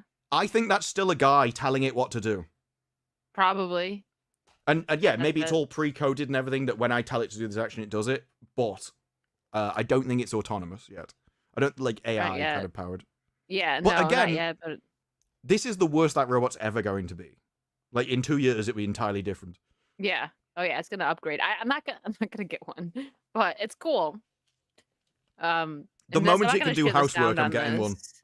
He's like, I don't care. I'm not cleaning ever Yeah. again once these things come out. Yes. This was, what did you say? This looked like a slug van. Yes. This isn't the thing that I saw. No, the when it's on a road and it's well lit, maybe looks it'll like be a later slug. in the clip. Yeah. Yeah, we'll there's skip a through certain- a bit. Yeah, that's it. It does Go look back like a to where it's slug. going around the corner. It just looks like a slug. It does. just it's No going to more? cut out. Oh, this is a horrible. The one I saw, it came up around the road, so you saw it all get lit up properly and everything. Now inside, to be fair, does look very It's nice. cool. It looks like a It's nice. very like, impressive how limo. many people it has in it. It's like 12 or 15 people. So it's okay. So with no driver, they can actually pack a lot of people in. I get the Yeah. idea. It still looks like a slug though. It does. Just look- It's cool. I would go on. That's like fancy. Look at that. Hmm. Yeah, it's cool. Well, it That turns I would out- go. Oh, it's 20 passengers. Okay, so it's like a mini.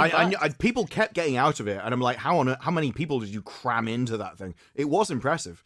And I think when you can get rid of, the front of the engine, and so basically the entire internals is just people, yeah, you get way more in than a normal car. Yeah. No, that's cool. I would love to sit in one of these. That's really. But The I don't Englishman in me is like, no, they shouldn't be facing each other. know. I don't want to talk to anybody. I don't want to look No. at anybody. Because I can't imagine what that would be useful for, except like a bus. And so, no, you don't want to be looking at random strangers across the place. Yeah, if it was like I'm thinking of it like if you were having like a party bus situation or something, with friends, something like that, or like you're going to an event with people but being on that Nobody with makes a car strangers, for no. such a niche situation. It's gonna have to be True. used all the time. Yeah, it's a taxi, right? So yeah, there's gonna be a bunch of people in it, so it's Taxi. gonna. What, a taxi? It's like, I'm walking here. A taxi. Party bus bus. Yeah. Oh my goodness. Ian, thank you for another 50 pounds. Tailored to make Sharon Stone dress in Mazda size 150 million. Yeah, because they're like, look, the materials, it's not that much. Even the labor, it's not that much. I do have to spend quite a lot of time with Mazda, though, if I'm going to make him a tailored suit. That's Or 100 tailored million dress. alone. Yeah, Just for that. Like, he might talk to me, therefore, that price is going up. The price is going up. Jeez. Especially if they have to make sure that he can cross and uncross his legs, then they're like, look, I need danger pay. I could have my eye out. Oh no. Okay. Thanks for that image for everybody. I'm glad. You're I'm welcome. glad you said that. Chat, I'm so sorry. You gotta apologize. Chat knows what they're in for. They're watching. I'm here and I'm drinking. They know what's. Oh, geez. All right. Wait, what's this one? Tesla Cyber. Hold on a second. I have an article up. What is this? I think is this one too? Hold on. I have no idea what you're talking about. No one can Hold see it. on. I know. I'm pulling it up. Is that another one that's a car version of it? Oh yeah, I think I've seen a video of It that looks as well. cool. I Yeah, like yeah, but the that. thing is, that's all of these are like there are no steering wheels at all, so you have Okay. to really trust what's happening. Oof, that's thing true. with I don't this- know about that. This was the advertisement for no one will own a home, no one will own a car. Cars will just turn up. You'll rent them like taxis, and you'll be happy. And I don't.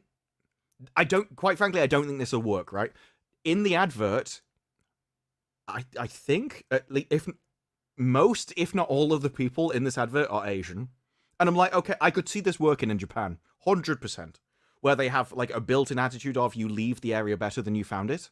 Mhm. This would not work in London. That car would be trashed because there's nobody in the car to make sure that you don't trash it. So you could leave that thing in any state, and if people can destroy something, they will. And so you'd have to come up with some kind of way of, whether it's fining people or They probably will. there's cameras to make sure that you don't damage it in some way or something. I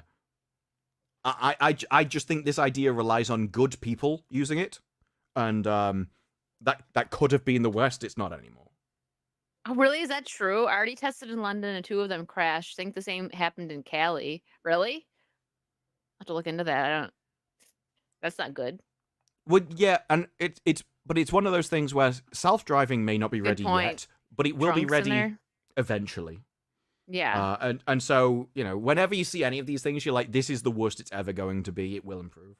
And technology still seems to be massively advancing at a pace, just in different areas. So, like, phones and stuff, they're basically the same now and have been for years.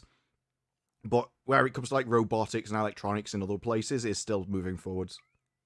Yeah, I think they'll get it to work, but I don't know, man. I'd be pretty scared to it had to be around for a while, for me to feel comfortable, like you said, advanced. Well, even with Teslas, right? That steering wheel you're holding has absolutely no control over that car. Normally in a normal car, as you steer the wheel, it's mechanically linked to the wheels and stuff.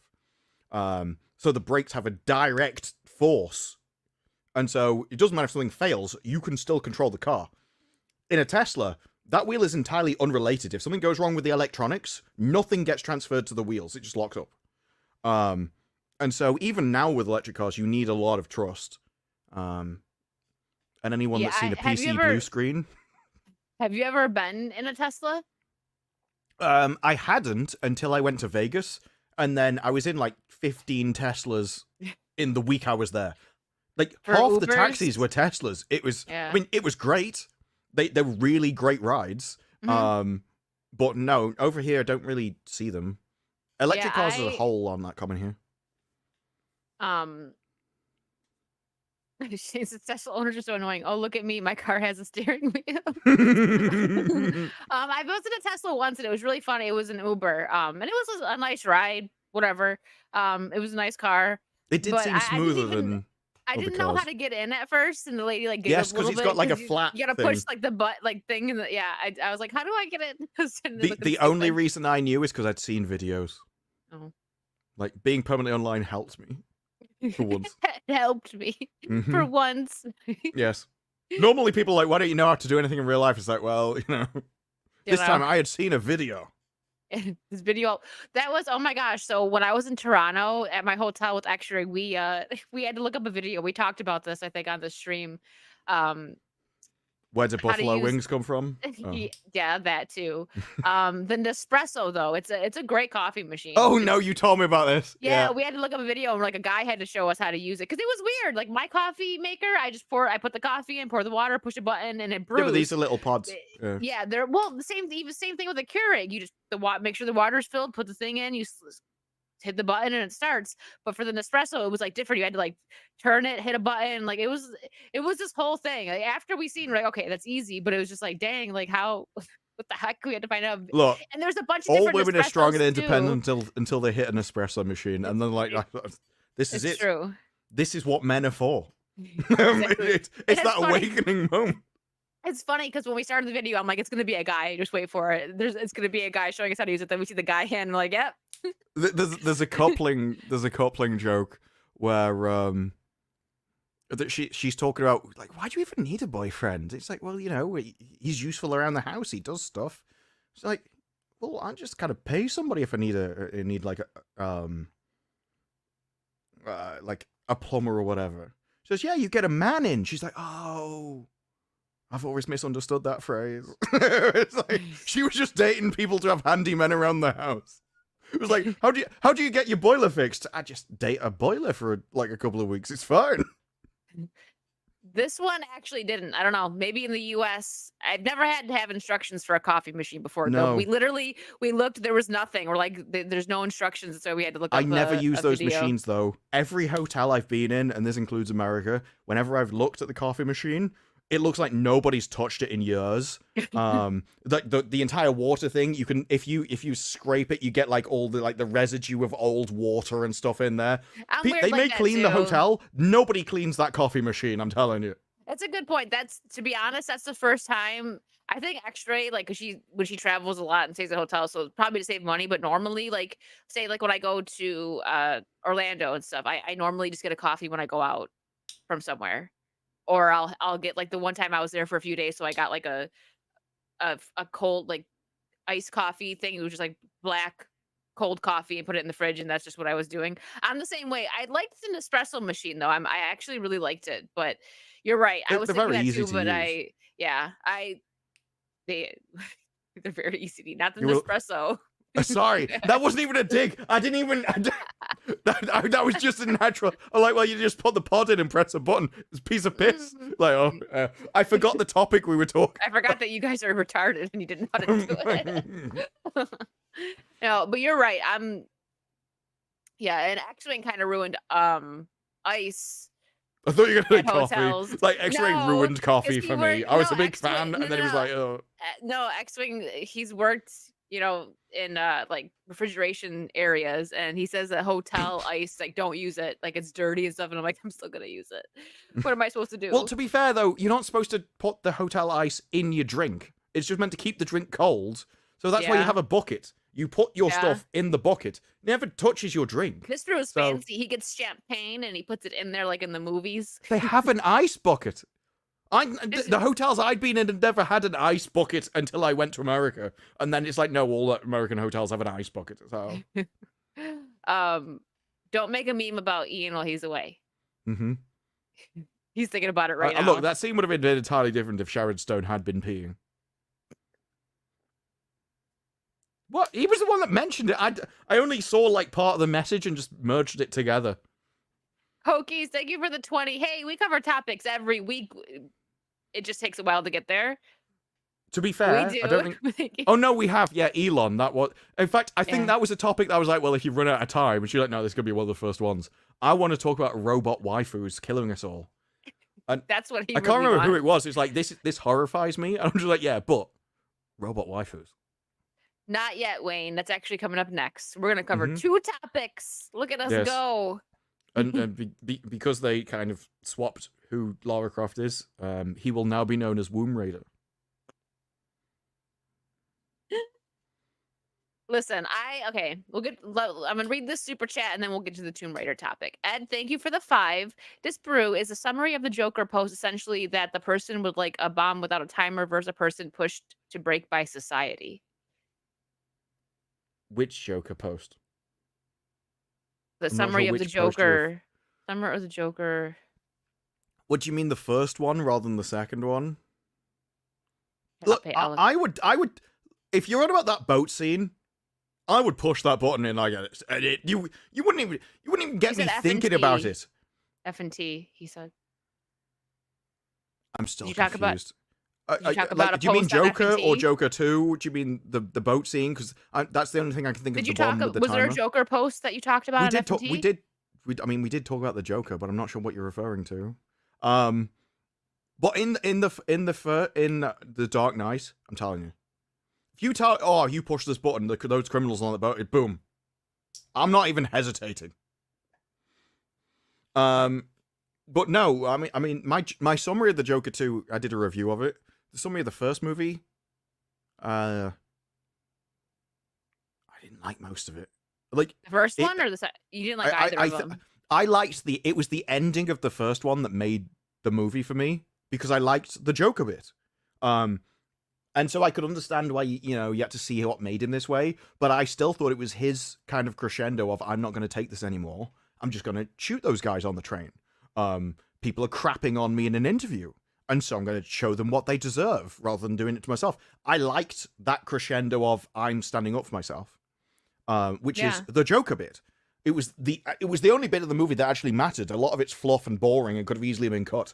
So I don't think it was an incredible movie by any bits. But all the bits I didn't like would be his real movie, and I liked the Joker bits. It's crazy.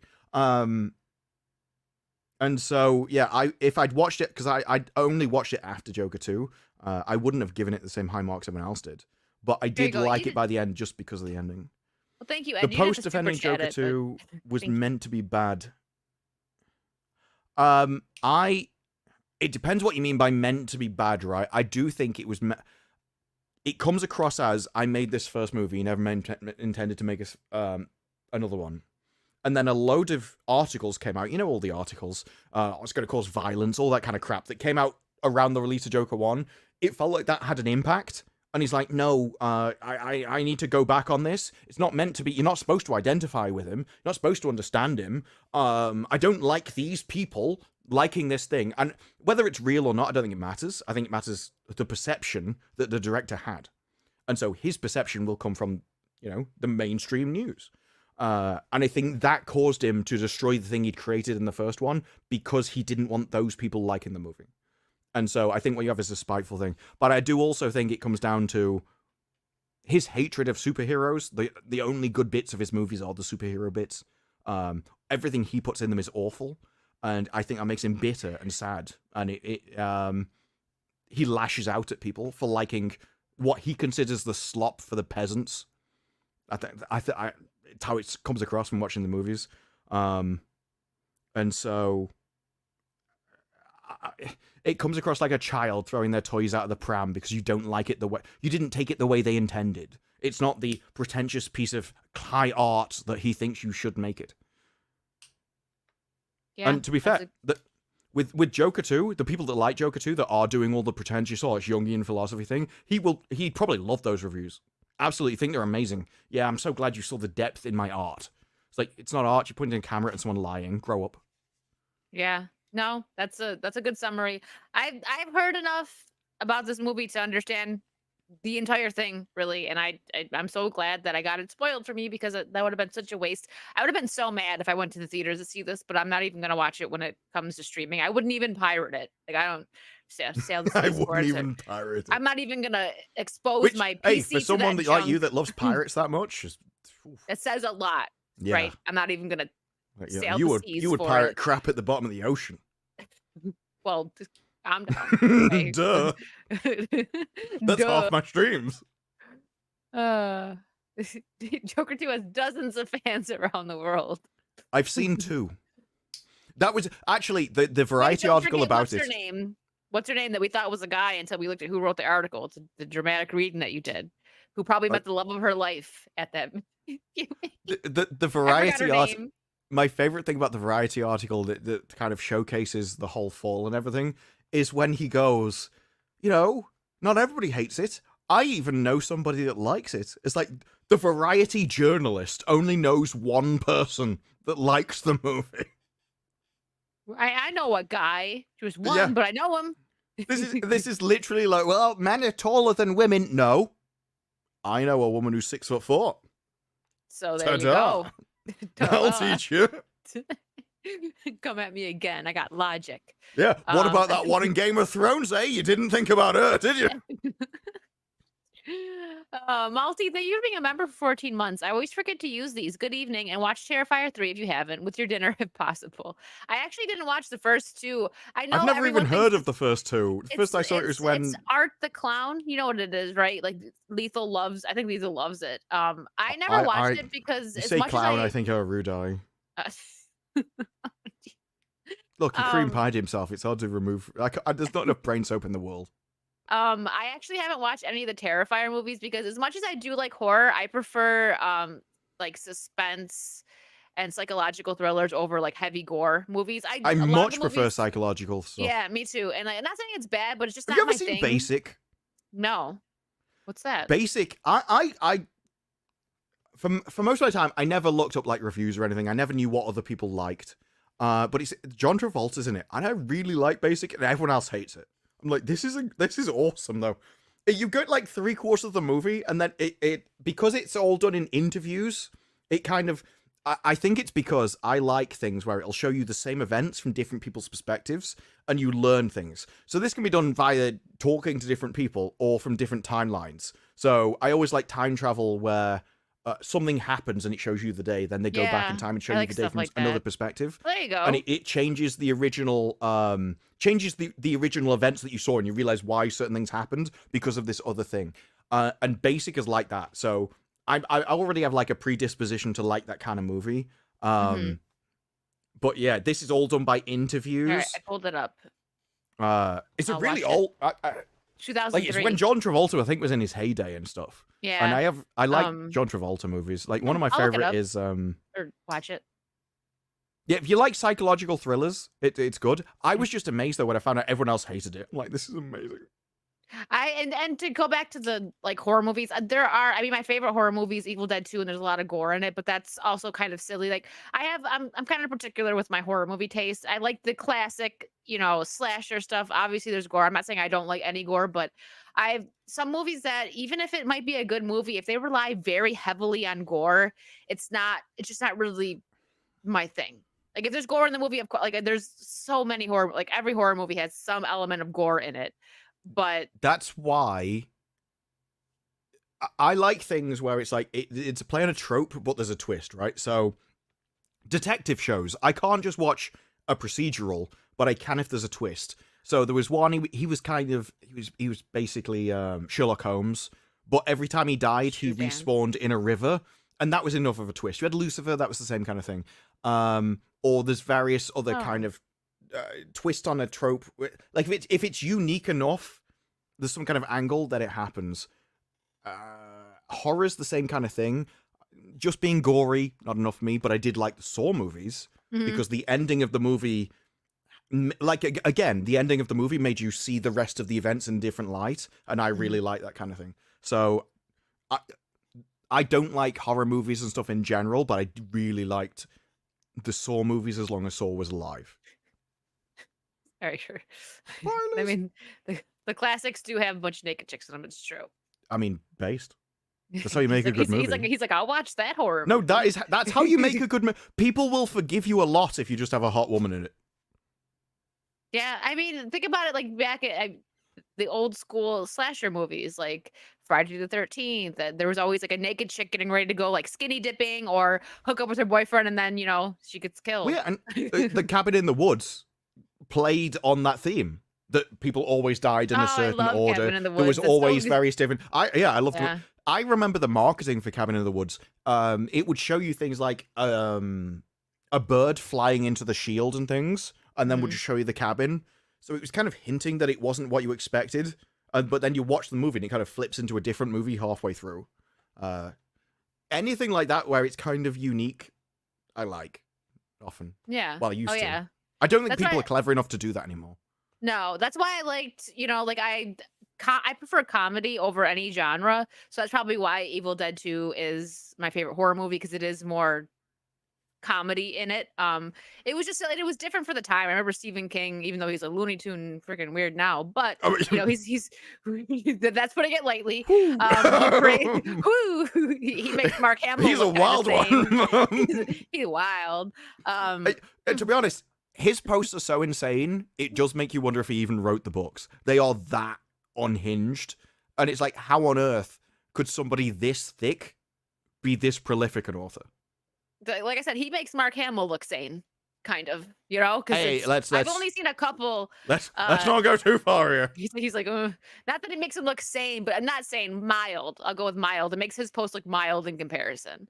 Yeah, Ron Well, Perlman's I mean, at least dude, Mark yeah. Hamill was the Joker, and so being a complete lunatic fits in with his character. It's on brand for him. Yeah. The chat is talking about The Thing. That's a really good movie. I love The Thing. I've not seen the thing in a long You time. oh, so you didn't see it. I thought you were gonna say you didn't see it. I'm like, oh, you should watch it. It's a good classic. Well, apparently there was a remake, which apparently I have seen, but I can't remember seeing. The Thing But remake. no, I've seen the original. But no, have you ever seen The Blob? I think so. The Blob is a long time ago. really old movie, and it is literally just an ever-expanding blob that just sucks people into it whenever it reaches them, and it can't be stopped. Oh, here for the. I have to rewatch that. Here for the. I'm having a horror movie marathon right now of some stuff that I haven't seen, and then obviously stuff I have. I'm actually thinking about making just like a short little video to post on here for anybody that might not super like be into horror, but a movie that you might like. It's gonna be. I'm not gonna say the movies yet. It's gonna be 5 underrated horror / suspense movies that you might not have seen. And it's funny because a lot of them that I wrote down, I realized I didn't even look at the year. I went, back looking at them, and they were from like the early 2000s. And I was like, wow, I guess that's the year that I liked horror movies, the early 2000s. But these are more I of the only like this psychological- one thing. Just this year, 2006. After that, done. Don't want it. No, I'm like that with games. classic horror. Yeah. What are you, Dan? Dan won't play anything that's over 8-bit. I'm not as bad as Dan. Mine's a bit later. Yeah. You play new games, so. Well, yes. I mean, he's very hardcore, like the older stuff. But even if I had to pick like the time of the golden age, it'd be like from Quake 3, from kind of Quake 3 and the first Unreal Tournament up to where PC gaming went multi-platform. To me, when PC games started being made for console is the day gaming died, essentially. Because all the really in-depth games that used to get for PC vanished. And I think the greatest example of that is the difference between Deus Ex and Deus Ex 2, where even the different types of ammo went, because it was just like, console gamers are too thick to understand different types of ammo, and so we're just going to have one resource. And it was... console games have improved over time, but back then, oh boy. Oh boy. Oh, I know. The developers, it's like, did you hate console gamers? Because you legitimately thought they couldn't understand ammo types. Like, come on. Deus Ex 2 is one of my most hated games. Because what it did to the franchise. Yeah. I've never played those games, so I don't know. All right, let me pull this up. All right, time for topic number 2. We are so good today. Maybe I should have whiskey more. I'm more on point when I have the whiskey versus a beer or a Truly. Okay, so you said, did you watch any of this brew or no? Any of the... No, I've okay, seen don't basically bother. Melanie Max tweets about it. So I've seen lots of screenshots proving that it's a man. So I watched a little To bit be of honest, the first it looks episode. like I'm cosplaying Lara Croft. That's how this series looks. Someone's gonna... Never mind. We're gonna Hey, see. If no, anyone makes that meme, tag me in it so I can pull it up. If you photoshopped my face onto Lara Croft, it would probably look more feminine than the actual show. She's very like just like brolic and Diesel. Those are the only 2 and words that there's I a can photo use of to like her describe arms and it. stuff. It's like, have you ever seen a woman getting muscular? She doesn't even get muscular. And like they that. It's not shrunk her possible. boobs. I understand. Well, maybe of changing course her they did, because outfit, that's one of but, the most like, defining feminine features. Yeah, and it sucks because I like Haley Atwell, so she was a good choice for the voice. So yeah, I watched maybe the first 10 minutes. They had that, I forget what it's called, but they had that stupid like Gen Z.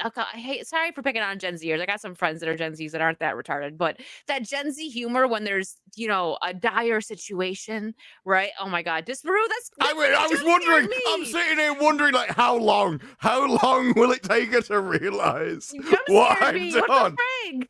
What have you done? I was like, I can't believe she hasn't noticed yet. I was just gonna sit here not talking until you looked. Oh my God. Someone said, are you all right, Disparu? No, he's not. Don't laugh like that with the clown picture up. That's worked way too well. Wait, no, I could use the chipmunk voice as well.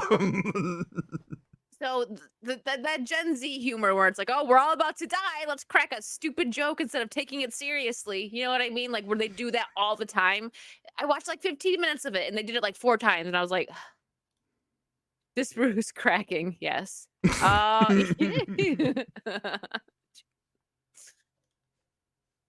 Don't jump scare me like that. I know it's October, but geez.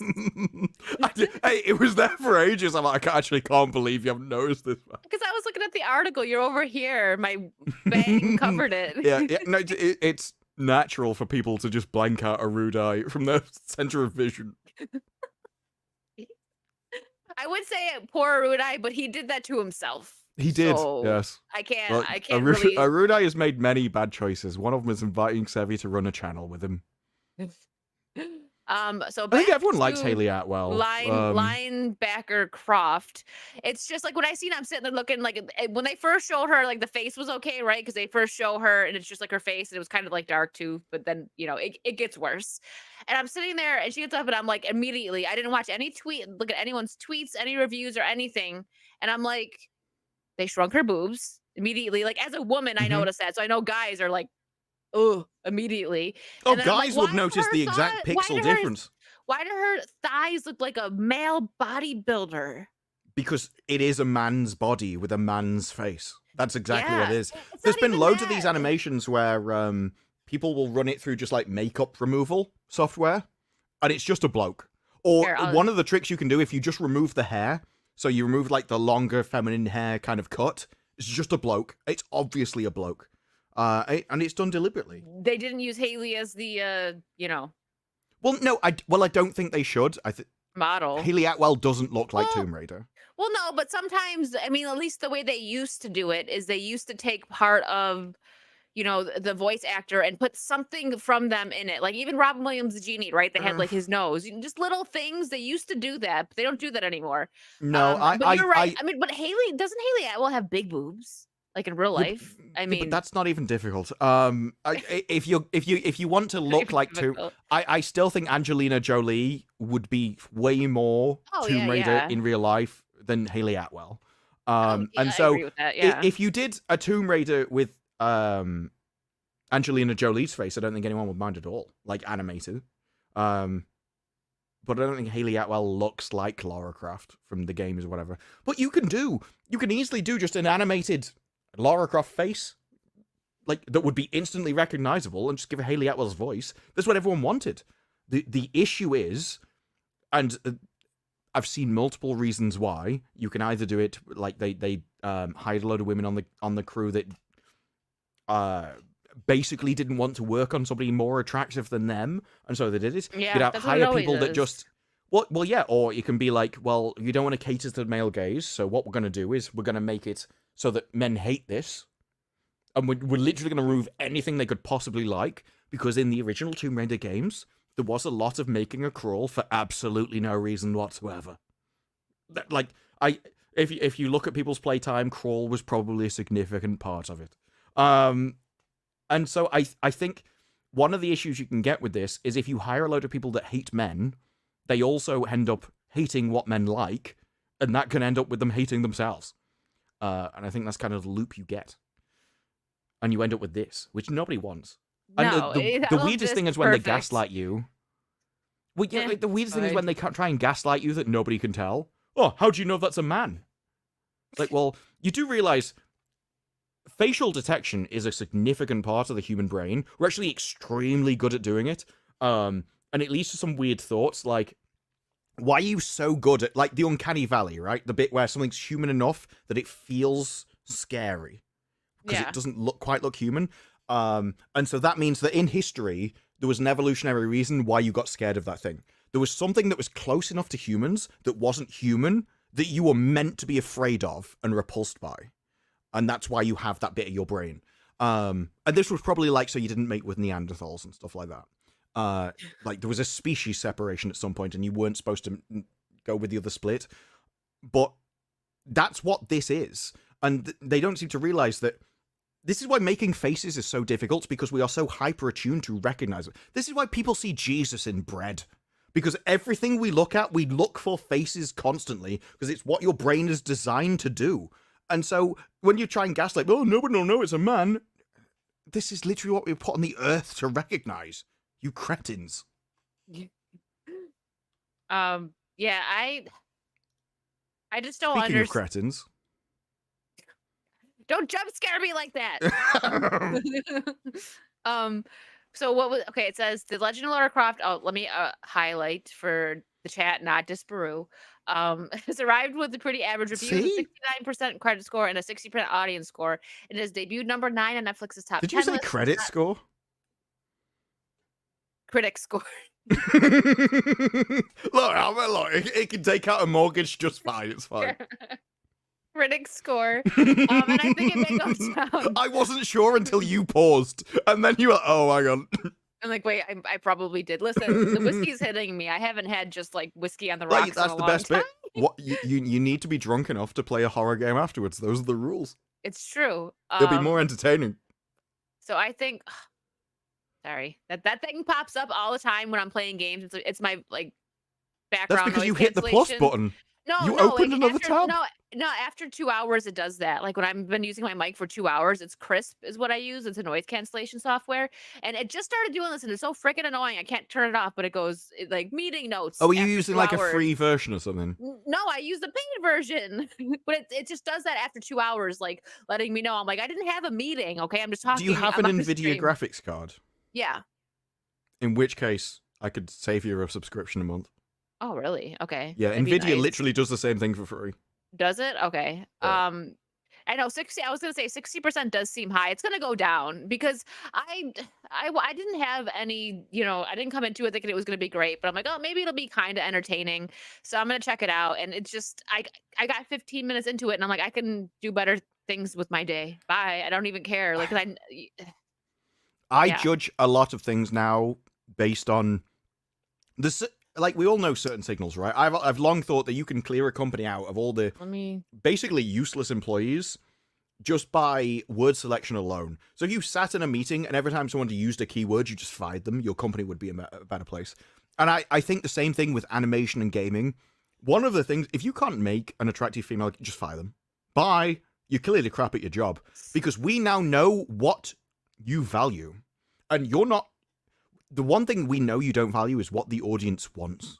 Because, like in gaming, First Descendants, incredibly popular. Why? Because it just makes attractive Korean women as, like, its characters. So it sells really well. And you have Lara Croft, who is renowned for being, like, one of the feminine icons who's just really attractive, liked by everybody, men and women, because she's attractive. And you just make her a bloke. Because that's what you've done. And it's more... It's not just that you can't make an animation that looks good, because we all know you did it deliberately, and so you could make them attractive if you wanted to. It's the fact that you knew the audience wanted that, and specifically and intentionally did something that they didn't like.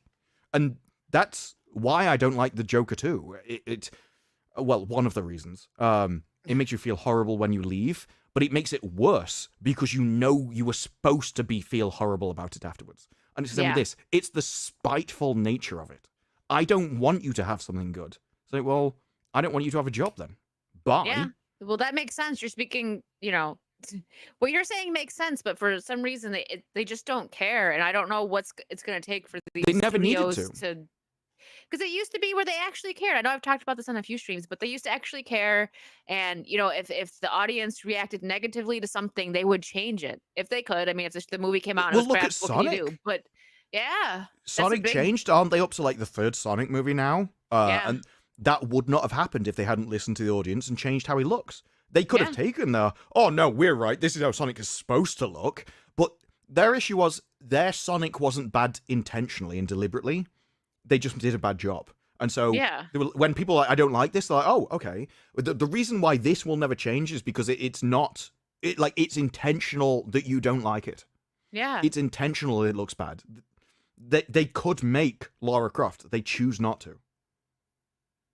Yeah, it's just like you said, people liked Lara. So I really enjoy. A lot of people that are longtime Lara Croft fans. I liked the game growing up. I wasn't super into it or anything. I actually didn't even have a PlayStation. I played it at my cousin's house.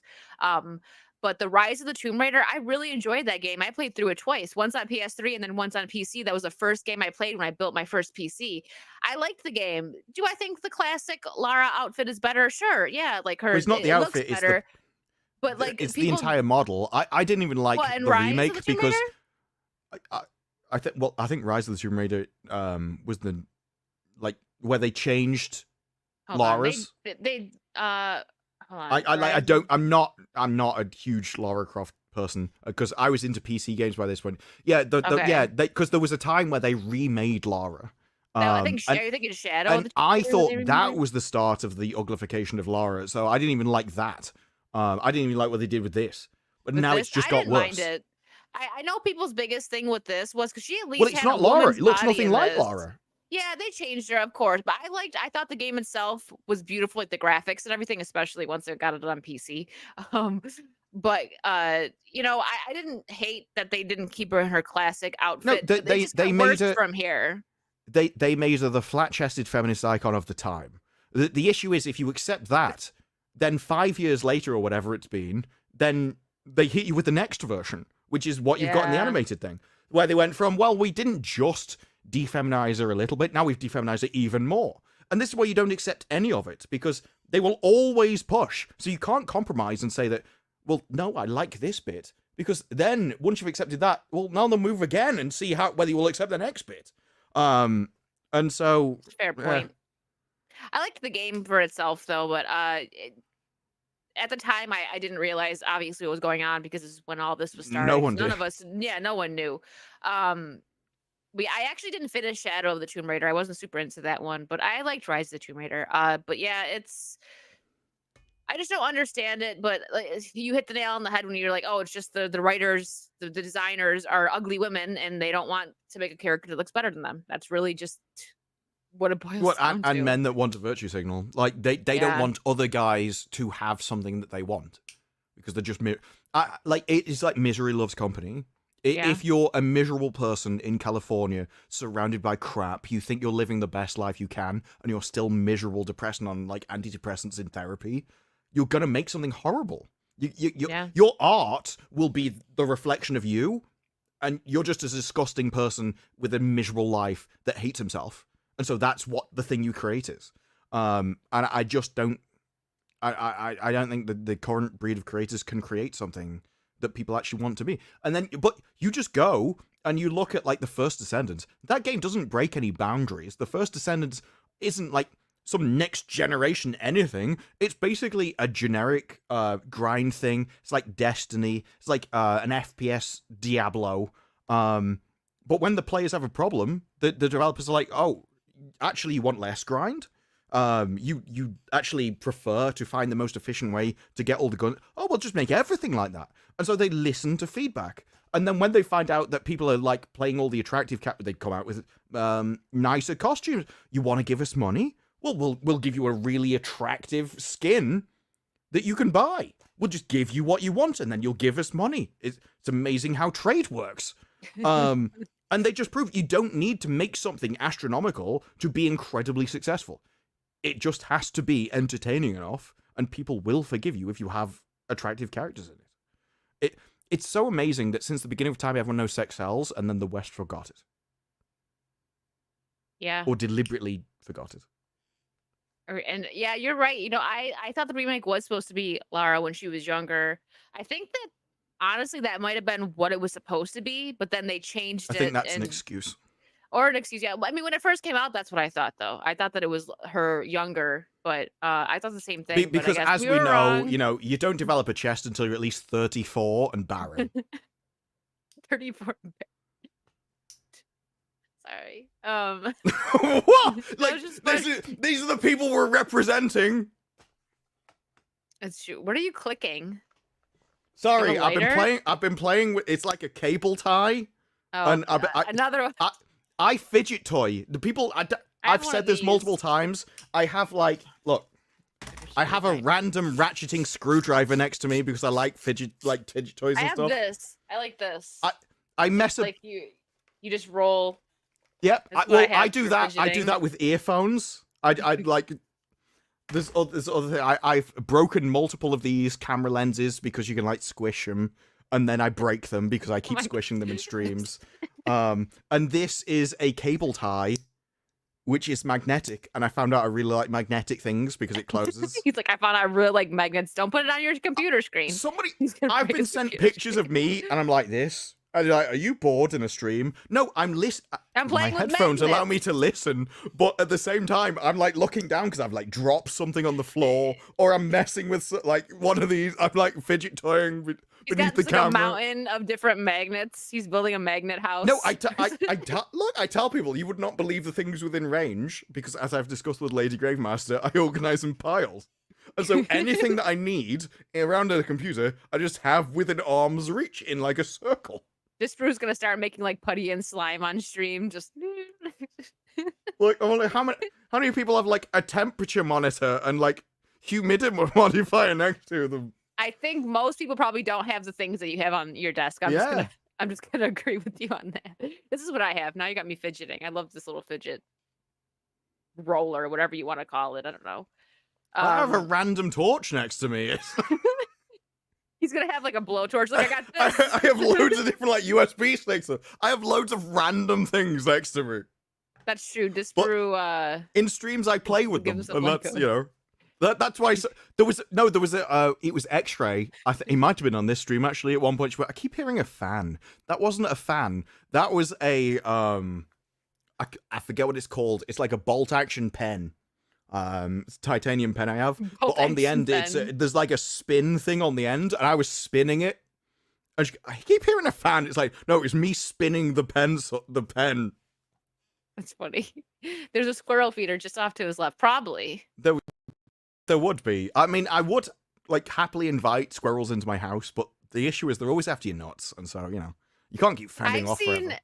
I've seen. I think it was a squirrel feeder. You would love this. Somebody had it up to their window, and it's like they can't get in, but it's like they could see like the squirrels have to go into like this little house. They can go in and out. It's not like they trap them. Apparently, I crashed. You just paused, and I didn't know whether I'd crashed or you crashed, so I just kept on the stream. You're back. You froze for a second. Okay. So people have I seen a video of someone that had this like very like intricate squirrel feeder up to their window. So the squirrels like they could sit there and watch the squirrels eat. And I'm like, this person would love that. Just up to his window. No, just there's squirrel a video. family. There's a guy on YouTube that invented because apparently for some reason I don't know. It's the most confusing thing about America. You have parcels that you just leave on your doorsteps. And they don't knock on the door. I don't get it. But he made like a parcel thief thing, but then he made a squirrel obstacle course.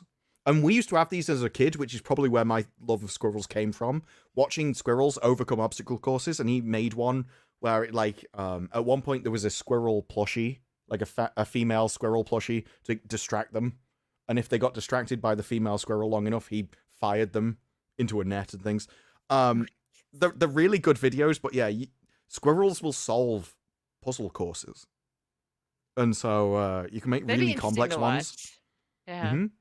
Yeah, well, this is why there is no other animal where it's like, I need an anti-something feeder. No, it's because squirrels just break into anything, and so people have to come up with really more complex things to solve for the squirrels, and they're like, no, I will solve this.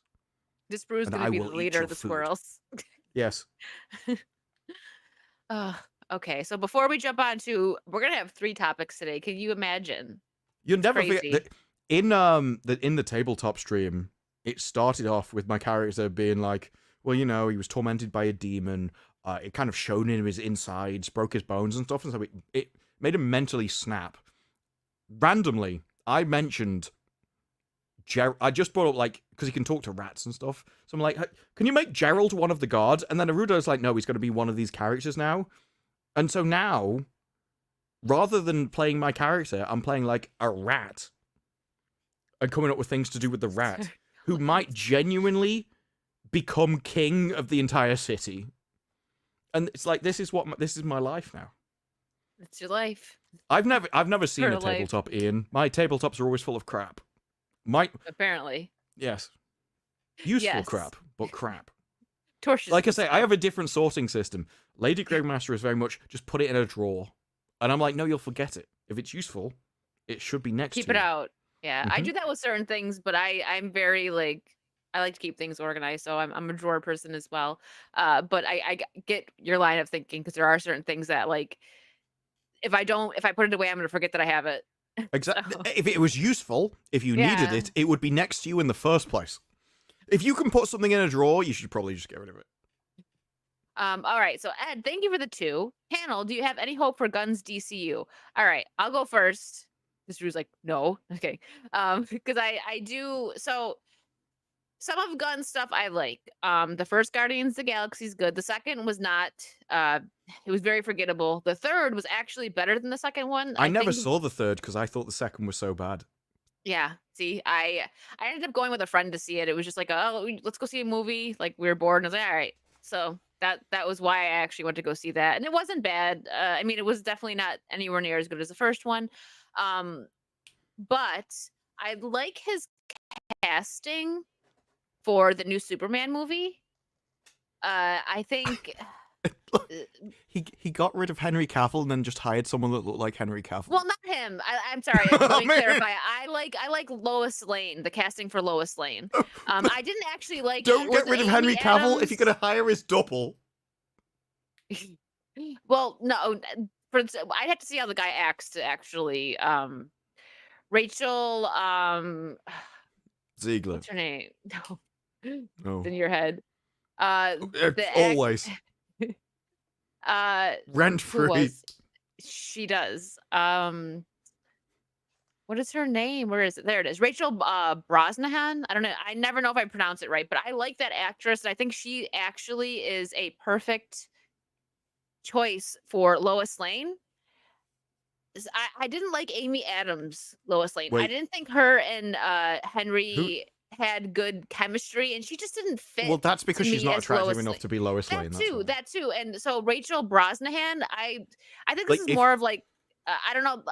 It's probably like this too, but the Marvelous Miss Maisel made me like the way she acted in that. I'm like, you know what?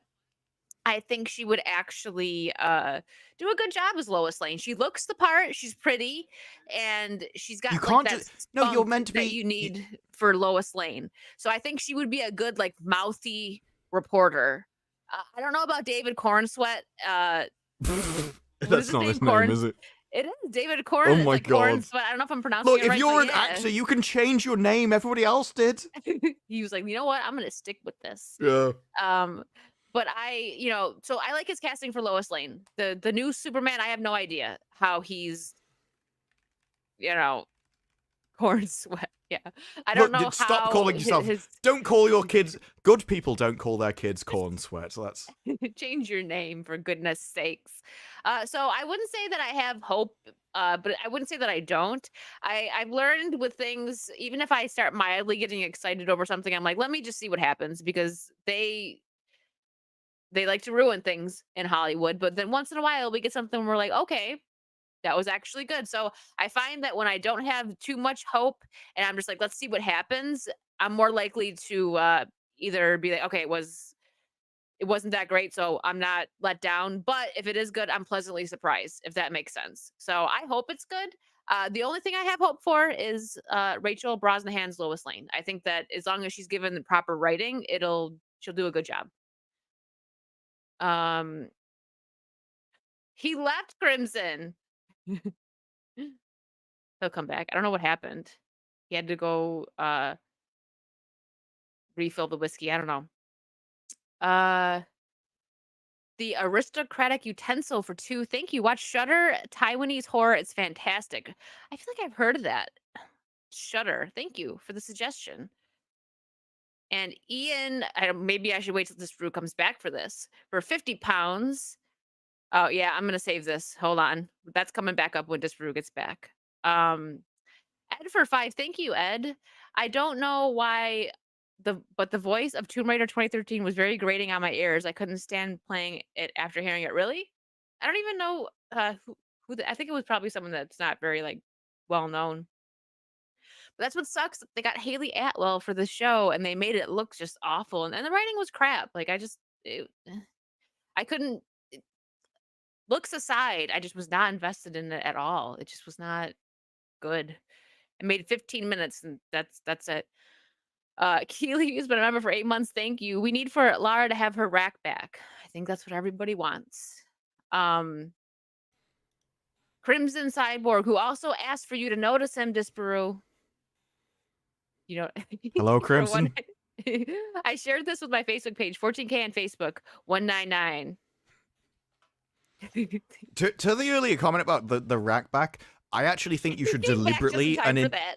you should deliberately and intentionally be trying to piss these people off. And until you actually make a game where half of your female employees hate it, like, oh my god, you can't make her more attractive. Like, that's when you know you're on the right side. When all of the guys and the men in your office like something, that's when you're on the right side. When the audience is like, this looks like the most perfect being in all of existence, that's when you're doing it. I think we've now gone so far that you will have to deliberately piss people off, and you can use that as a word of aim for quite a long time. You have to annoy the right people. It's true. This brew needs to just go into Hollywood and start annoying everybody to make good content. Maybe that'll work. Well, no, I genuinely believe that Hollywood would make better movies if they hired somebody that absolutely hates what they are. Yeah. And I think it seems like one of the main problems Hollywood has is because they've only hired one viewpoint. What happens if the viewpoint you have is antithetical to making good entertainment? What happens if the only way to make good entertainment is of the other viewpoint? In which case, you probably should have somebody on your staff who's literally telling you you're scum. Yeah. And Well, that's how it used to be. I Bosses think that's one of the used to yell. issues. Yeah, bosses used to. I remember. I mean, I never really got yelled at because I was just like the perfect worker. No, I'm kidding. I got in trouble sometimes. I'm But not I'm somebody saying that's when- anti-yelling at people in the workplace. No, I think you that's probably healthy. should. It's especially it's if you're the boss, you're in charge, and you gotta show that by punishing people. You know, even if whether it's yelling at them, you know, sending them home early, whatever. You gotta punish them when they mess up, so they know not to do it again. Like, you know, Joker 2 it's didn't have not any like that audiences anymore. watch it. It didn't have any oversight by anybody. They let him do what he wanted, and it seems like somebody should have come along and called him crap. He Yeah. needed somebody to come along and literally humiliate him and fire him off the set. Yeah. You need. I think the people in Hollywood do need to be scared of the people above them, because whatever they're That's a doing good right point, now isn't Shane. working, and so basically you need to be in the position where you're willing to try anything else, because like, we know where you're going is wrong, so you know you have to move, so you should probably hire, like, whatever is the most hated person in Hollywood, hire them, see what happens. You know, you See what can't do any happens. worse. So, yeah. So I don't really care who you hire, right? Just hire the last person that you fired because he was calling you all crap. Hire that guy. So Shane makes a good point. Hollywood's always been full of weirdos. It's just that the original weirdos had some talent. That's the thing. Like back, you know, it can go. I'm not going to give any examples at the moment, but I'm just back, especially in like the 80s and 90s. A lot of us, when we talk about our favorite movie, it probably for the majority, millennials and Gen X, I'll at least say, and then you know, older. 80s and 90s is probably one of our favorites, or our favorite films were around those times because that's when people were actually artistic. Now they're not artistic and different. They're trying to be weird and different on purpose by, oh, I'm diverse and this and that, but they're doing it on purpose. They don't actually care. They're not actually different. It's like these, oh, I'm quirky, cute, and different. No, you're not. You're acting like everybody else. But back then there was people that came around that were actually different, and sometimes people would be scared of them, like they're so weird. But then you look at some of the movies they made and they were just great. We don't get that now though, because everybody's too afraid of offending people. I'm all over the place with this thought, sorry, but I'm just like, people are too afraid of offending now. So they're not actually weird. They're modern weird, where it's acceptable. Like, oh, I'm going to be gay and trans because I'm so different and weird, but it's acceptable. And now I'm special, but I'm not special because everybody's that way now. I think the main problem comes from the fact that people love to think that they are special and unique and different, and you're not. Everyone thinks they're the main character. not. Actually, no. That's an IQ. That's an IQ difference. If you wanted to be spicy, you could say it was a gender difference. But It's there are spicy some and people. saucy. There are there are some people where they literally can't abstract something. So the best people to be able to understand somebody else's perspective is quite complicated. You have to almost be able to make a simulation of somebody else's brain inside your own brain. This requires a certain level of intellect. It might also tend towards some people more than others. And so a lot of people just constantly go through the world and they only view it from their perspective, which is why the projection is so common, because if you can only judge things by your own perspective, you can only judge other people by your perspective. So you end up with things like, you must hate the movie because I like the thing for this movie. The issue is, most of the reasons why you would behave why you do, you post hoc rationalize what it is. You do the action, then you try to justify it to yourself mentally afterwards. When most of the reason why you do things in the first place is from some kind of evolutionary or instinctual impulse, and then you like to think you're in control, so you come up with a reason why you made the decision. And I think with stories especially, you end up with, why were stories created? What is the purpose of them? What is why are we impacted by them? Why do we tell them to each other? And why has it survived for literally thousands of years? The Bible is nothing more than a collection of stories.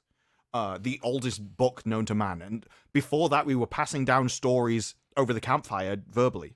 So this obviously means something to people. And there's it's either a survival advantage, it helps you have kids, or it teaches you the best way to live so that you don't need to learn it to advance you further in the first place.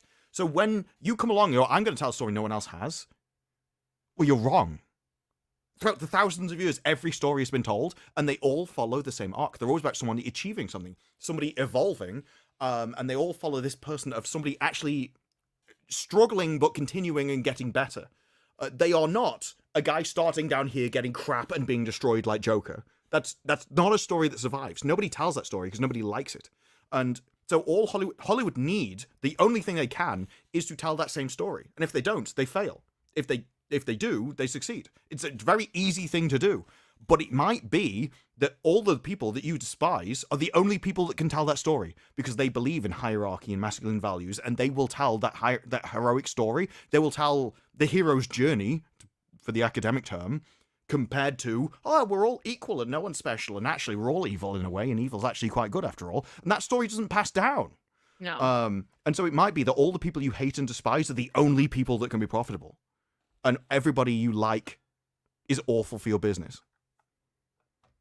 Yeah, that's a good way to. But do they really like? Do they even like each other? You know, I mean, no. If you talk of any of the people that left the left, one thing they always say is, "I was really paranoid. I couldn't say anything. Yeah, I was always scared that if I said one wrong thing, I would be entirely disowned by everybody I know." And then I came over here, and everyone was like, "Oh, you know, whatever." And I relaxed for the first time. So no, they don't like each other. They also don't hold. If you go to like the 5 moral foundations, that loyalty it's not something they value. That's something the other side values. exactly. Well put. I love. I'm sorry. Like I listen to you, but then I'm like looking at the chat, just like going off saying silly stuff, but then also like agreeing with you. So sometimes it's like there's just so much going on up here right now. But there's things I think about that sometimes makes it into videos, and there's at various times when I say things, is at various kind of stages of me thinking about it. Yeah, I do the same thing. That's why I was like, I know that didn't make sense, but this brew guy, he's like, no, I got what you were saying, even though I was all over the place with that thought. But so thanks. Well, yeah, that just happens. If I like when you do videos, you get a chance to sit down and actually like, you know, think about what you're gonna say and put it properly. I do really well. Like some of my videos I make, people are like, it's so well put together. I'm like, because I had a second to make the thoughts go in order and just make more sense. It's, you know, just how some of my favorite videos came from a point that I kind of thought of on the spur of the moment on a stream, and then you can frame it together properly. This is why I like the mix of streaming content and other content. Yeah, because it's just he's not talking about it. You're literally showing your shoulder. So he wants to see your shoulder. No, not today. Nobody comes to the Wicked Virtue channel to see other people's shoulders. but the Disparu shoulder. Listen, you don't understand how much the chat likes your shoulders. Anyways, You've never Ian. seen my shoulders. I don't Yeah, even they know what my did shoulders last look week. like. You shoulder to shoulder, and the chat went wild. Oh, I can't remember that. I was way too pissed for that then. I'm pretty sure Mongoose clipped it, so you're welcome. Ian, thank you for the 50. Disparu was I've right. learned I never like to watch Mongoose clips. they're great. I like. We're the Well, ones that create. yes, It's your they might be great for an. I've learned that I should never watch them. It's like, oh Not the no, ones he's going to that remind me you- of something horrific. I like. It's not. It's not that his clips are bad. It's that I probably shouldn't have done whatever he's clipped. Disparu is right. I liked it when Lara was a more Sharon Stone / Mazza style character. Yeah. I think if Lara Croft looked like Mazza, it'd be fine. Yeah. Maybe she could fight to take over Australia with the emus. That could be the next game. I'll make sure I send it to Disparu. See, there you go. He's always watching. He's always He's watching. always watching. He always gets the best clips. Even if he leaves, he comes back at the right time. Always. Well, this is the thing. It's like I can appreciate the clips that he makes of other people, just not me. I think everyone likes the clips he makes of you. Just saying. You might be the only one that doesn't. Mark, thank you for the 2. So Rachel Zegler is not going to be Lois Lane. No, and I'm really sorry about that, Disparu. I know you were rooting for it. Representation and all. Of Well, Polish the thing people, is whoever with she people like is, Rachel Danish, is whatever. we're in a really weird time where I don't think she has an ideology of her own. I think she literally just whatever's the dominant thing at the time is what she would believe, and she's found something that's kind of beneficial to career now, and so that's what she's repeating. I think if she'd born in the 80s, then you would have had all the 80s stuff. It would have like showing off all kinds of stuff. You know, the kind of stuff that Amanda Stenberg seems to be doing on red carpets nowadays all of a sudden. And especially when she said, actually, I go back to like my boyfriend or husband, whatever it is, and I actually want to go off into the middle of the woods and have kids and then come back in a few years. I'm like, yeah, you don't even, you know, this is a bad thing for you to do. You don't even do it in your own life. You just like to push it onto other people because you know it's the dominant thing. And so I am kind of sympathetic to Rachel Zegler as a whole, just because I don't think she is like a true believer. I think it's just she would believe whatever was the dominant thing in that time. And I think there's a lot of people like that. They just want an easy life. She's a follower. She's just a follower. Well, she's Friend exploiting what's best for her career in the moment. And Okay. I think that's a really bad idea because I don't think this is going to last. But I think if she'd been born in the 80s, she would have done whatever's popular in the 80s. But I do kind of appreciate that she is intelligent enough to know that this is horrific and I shouldn't do it in my own life. Told you. This is true. They don't want to hear you talk. They want to see your shoulder. They want to see your other shoulder. That's what it is. They're like, oh, she's got a right one under there. Sorry. It's going to mess up my... I'm going to knock something over. They want to see your Oh shoulder. yeah. If I pull down the the left shoulder's already there. Okay, is the left shoulder pulled down or is it deliberately cut out of the clothing? Oh, it's just down. It's just like buttoned loose. I let it fall wherever I'm like it's comfortable. Oh yeah. Oh, I It's a just look. accidentally let it fall to show a bit of shoulder. Well, it could be both, but I'd have to actually do that. Like I'd have to actually work it. And I'm not doing that. This one fell off and I was like, all right, this shoulder today. Whichever shoulder falls off first. Maybe they'll get lucky. Not just Rue, sure, just Rue can shoulder it. All right. Jesus, thank you for being a member for 8 months. Smash the like button. Thank you, Jesus. Ed Song for 5. Wicked, are you a tall woman? Would you be chat's tall woman? I'm 5'1.5". So I'm tall to No one. children. But Like children maybe are taller. Steph. Like you might beat Steph. No, I am. She's the only person I've met like online that's a little bit shorter than me. She's the only person. She's the smaller only than me. one. I think I've never met Anna in person, but I've been told that she's also a little bit shorter than I am. Really? I always thought Uh-huh. Anna was more like 5'5" or something. No, I I don't, don't know think why. so. It's because she's a very big personality, so she It's doesn't seem. true. Can you stop jump scaring me? That was the reaction of a legitimate jump scare, just so we're all aware.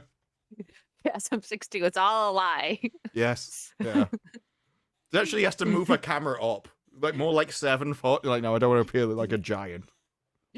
If I That's would've why she spilled, only I would've appears been at so cons with upset. X-Ray Girl, because X-Ray Girl's like 9'4", She is. and so Wicked has to like appear relative.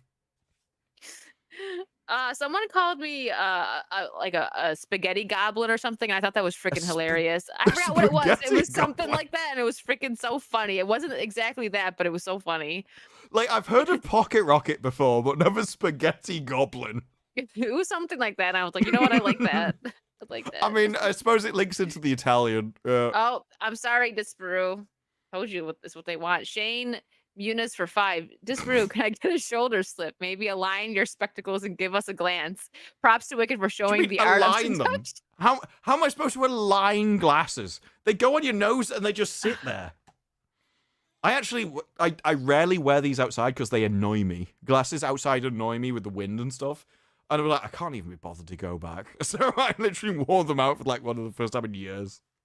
The reason I haven't had my contacts in for like a few weeks on stream, I haven't had them on because when I was in Orlando and I went to Horror Nights, something like got in my eye and I even like bursted a blood vessel, which has never happened. It wasn't that bad. It was only like What did you get stuck in your eye? I don't know. It was something, and it got probably stuck under the contact or something. But I had an issue getting my contact out, so it's like I don't want to put contacts in for a couple weeks. My eye's fine. There was a little bursted blood vessel. It didn't hurt or anything. Luckily, I've heard that they could really be painful. It wasn't. It was only there for a few days. I'm like, you know what? I'm just letting my eye relax, and I'm not putting contacts in for a couple weeks. I haven't had it in since. Don't get crap in your eye that burst blood. Like, if you get something in your eye and it bursts a blood vessel, that sounds like serious. Well, no, it wasn't something. It didn't burst like immediately. It was when I was trying to take out my contact. I was having an issue getting the contact out too, and I noticed I was like, ah! I started freaking out. Oh my It god! happened while I was taking it out. Yeah, it's no. No, I've yeah, never no. wanted to wear contacts. I don't mind wearing glasses. I just don't do it like regularly. Well, I wear contacts because, like, especially living in Florida now, I want to be able to put because I'm like blind. I want to be able to wear sunglasses and be comfortable. And sometimes it's nice to just not have the glasses on, but I don't want to get the laser eye correction. I don't mind my glasses, but I have contacts. I've read a lot of bad stuff about that. Yeah. And that even if you have it, it's often fine, but it's the overtime gradual decay of it which makes it worse. Yeah, I've heard different just like stories oxygenation about it. and stuff. Yeah, I just don't think it's worth the risk. I'm very much a person of can you live without it? If yes, you don't need the medical treatment. Yeah, I don't mind. This is the first time I had any issue with contacts. It was very weird, so I'm fine. I like my glasses, but the contacts are just for certain. I'm Certain, fine I mean, with I'm a girl, glasses. so if I was a guy, like you don't probably care about like, oh, I'm gonna do my makeup a certain way, so I want to put on. What do you mean? I am clear. When everyone thinks of like the perfectly curated person who obviously cares about his appearance and spent hours on it, I am definitely the person they think about with that. Like this guy obviously spends like at least 5 hours a day. Yeah, like he's just trimming every single hair. Oh, here we go. He can't live without you. I insulted Mike the other day. And he liked it apparently. Well, no. I mean, I said that Arudai had a better afro than Mike. Jeez. See? I said that Rudai had a better afro than Mike, and to be fair, I said it in his chat before a stream, and his chat defended him. There are very few streams where the chat won't turn on the streamer immediately. Like, no. There is no way somebody has a better afro than Mike. No, like, that thing is probably dense. Like I feel like you get lost in that thing. You know, don't come. This is for why you the can wiggle afro. it, and it like doesn't move. It like just goes with him perfectly. I love his imitation of Mike's wiggle. Well, yes, because originally he went like that, and it kind of just wiggled with him. It's like, no, not this crap. Any 2-bit slag can do that. Too bad you missed it. They just don't have afros. I'm the only one that saw this. It was when I had Mike on Wicked's World, when I still was doing Wicked's World, and he was in the back vibing to my intro, and that thing was fluffing all over the place. You missed it. Yeah. No one saw Mike it. is known as a prolific fluffer. I don't know what you could possibly take. My afro is too heavy to have feel. It's true. No, I'm laughing at you because isn't fluffer like a gay term? Okay. No, well, no. It's an adult term for somebody that keeps people ready between scenes.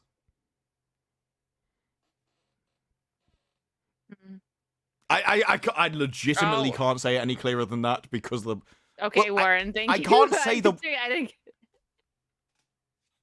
Mike, Look, you can't say stuff the like guy- that to Disparu. The guys have to be prepared before they can go on camera. So in I between got it. scenes, I it can got take it. quite. You're the person which is pulling up the explanations, so like, I'll I make get it easier for you. now. I get it now. I don't know. I not a will guy. use the words which YouTube allows rather than randomly pulling up Yes. text which I have no idea what it says. Yeah, it's fine. It's fine. We're fine. This brew is gravy. Look what you started. Look, I the amount love of the children Mike's wiggle got, I 'cause think you he's don't- doing fine on his own. Ian, I love the wiggle because Disparu is imagining that bountiful hair on his head. It's true. Mine has been like retreating faster than France. I keep saying I'm gonna go bald, and people are like, no. It's like, no, it's just because it grows long. Seriously, you have no idea. Well, you should have an idea. I mean, come on. It's not as if I hide going bald. Okay. Anyways, People like, you Mark- should have more shame. No, that would mean I cared. Mark, thank you for the 10. Anna is like 5'2", but strikes fear in the hearts of the dark side of X. I've run into X-Ray Girl a couple of times, and I thought she was about 5'7". These are estimates based upon my opinion. So Anna's about No, my height X-Ray then, Girl is okay. at least 9'7". Yes. Possibly 11 foot on a good day. Yeah, Especially because if I'm everyone 6 foot, 'cause expands when she's, they like, sleep. got, like that much on. Well, yeah, everyone expands when they sleep because, you know, all the weight crushes all the liquid in between your joints. And so when you sleep, you naturally expand. For most people, it's about an inch. For X-Ray Girl, it's about 7 foot. And so, like, she literally contracts over the course of the day until she's about suitcase-sized, which is how she goes to Peru really cheaply. Like, Mark just carries her in his carry-on, and she goes in there. And in the meantime, like, Wicked hangs around her during the start of the day. So when she's about a 9'4", Wicked's like, well, I'm about 8'9", so I will look shorter than her. But I'm only going to stream for a short amount of time, and then when she shrinks, it's like, well, I'm going to pretend I'm small afterwards. My ceiling is actually right there. I'm touching it right now. Mm-hmm. Super tall. It's a big apartment. I'm just kidding. All right. Well, before we get off topic again, we're just I going to don't think we briefly even got cover to the third. this. I third remember one you right now. saying there's going to be a third topic, and I There was like, is. I don't know what that is. Are you And guys then ready for we- a jump scare? 25 minutes later, It's because this isn't going to be a very long topic because this show is just, it's not even like we thought it was going to be so bad that it just like, it was so entertaining because of how stupid it was, but it's just like, let's be honest, the ending of the on. last episode was really stupid. it was like, you're just like your mom. Well, no, it was the fact that he killed all the witches that he was with. He literally fired them. Well, we only got Ron. Don't leave the road. And then he literally, apparently, I didn't even realize he took over the other two women to kill Agatha. Because I just thought it made sense that they were killing Agatha because she randomly killed someone for no reason whatsoever. But apparently he took over them and then fired them off the road. And so everyone got sucked into the ground. And I'm like, well, he's just an arsehole then. But everybody in this entire show is an arsehole because they're all evil. And so what? I want them There's no all one to to root not for. hit the end of the road. Yeah, there's nobody to root for. This is what I mean about how every story has a point, and it's always about like a person who's good raising themselves up and achieving something. Even if you tell a villain story, it's always they start somewhere and then they raise up and they get better and better and better. And in this, it's like, well, you're scum, you're evil, and so the more you achieve, the more evil you get, and that means I want you to fail. Yeah. No, that's true. We were talking about before the stream how it's like short episodes. It's great. We're like, are we on 4 or 5? He's like, I hope it's 5. And I'm It's like, 25 minutes without the prequel. I know. I looked at it. I was like, oh, good. It's only like 20 minutes of my day. I can't wait for this to be over. This will probably be the only time I watch something like this for Saucy. I guess it depends, but I didn't do Acolyte and I don't know why I'm doing there this. are better series. What I would do if I were you would be wait for the feedback that we give you before you decide if you're going to watch it. Because you decided to watch this way before. I was like, I'm just going to do it. Everyone thought this show would be different than it is. But from an entertainment stream perspective, yeah, there would be way better. Like Willow. Willow was IGN gave Willow a 9. They were the most base people in the entire history of the universe. Mauler said yesterday, you know you're in a bad place when you're defending IGN. I'm like, no, they gave Willow a 9. Base. Chads. Chads.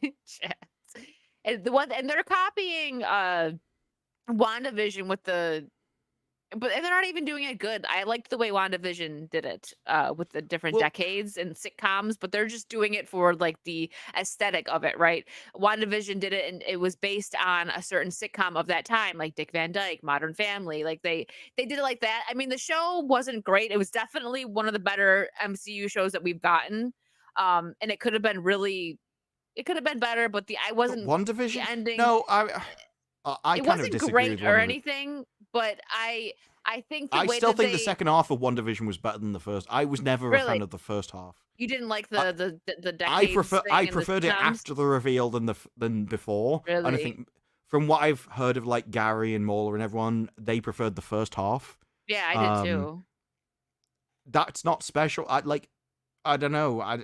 Maybe it's because I don't have the nostalgia of that time. It might be that didn't affect me. And the American shows, yeah, that's true. That would make sense. But I think they did it better. I mean, I liked it first, but like take that away. I just think doing the decades thing, they did it better because at least they were basing it off of. And yeah, it was a nostalgia thing. So you're right. But with Wanda, with Agatha, it was just like, oh, we're just gonna dress them in clothes of that time, and like. I think I just. Once I've written something off, I can enjoy certain parts of it, and then it does taint my. So when I say I like something, it doesn't mean that it's good. I mean, you know what I mean? And so when there's a woman going through the magic spell, and she's like, "Oh, I can't do it," and all the women do. You're amazing. This is the best thing you've ever been. We all know you're so amazing. This is the best part of you. Oh, you can be a superhero now. You're actually so amazing. And it's like that to me is so hilarious. I find enjoyment in it, and so maybe I just like Wanda for all the wrong reasons. It's true. It's okay. At least you admit it. But yeah, I was like, oh, hey, I enjoy Marvel more than most people.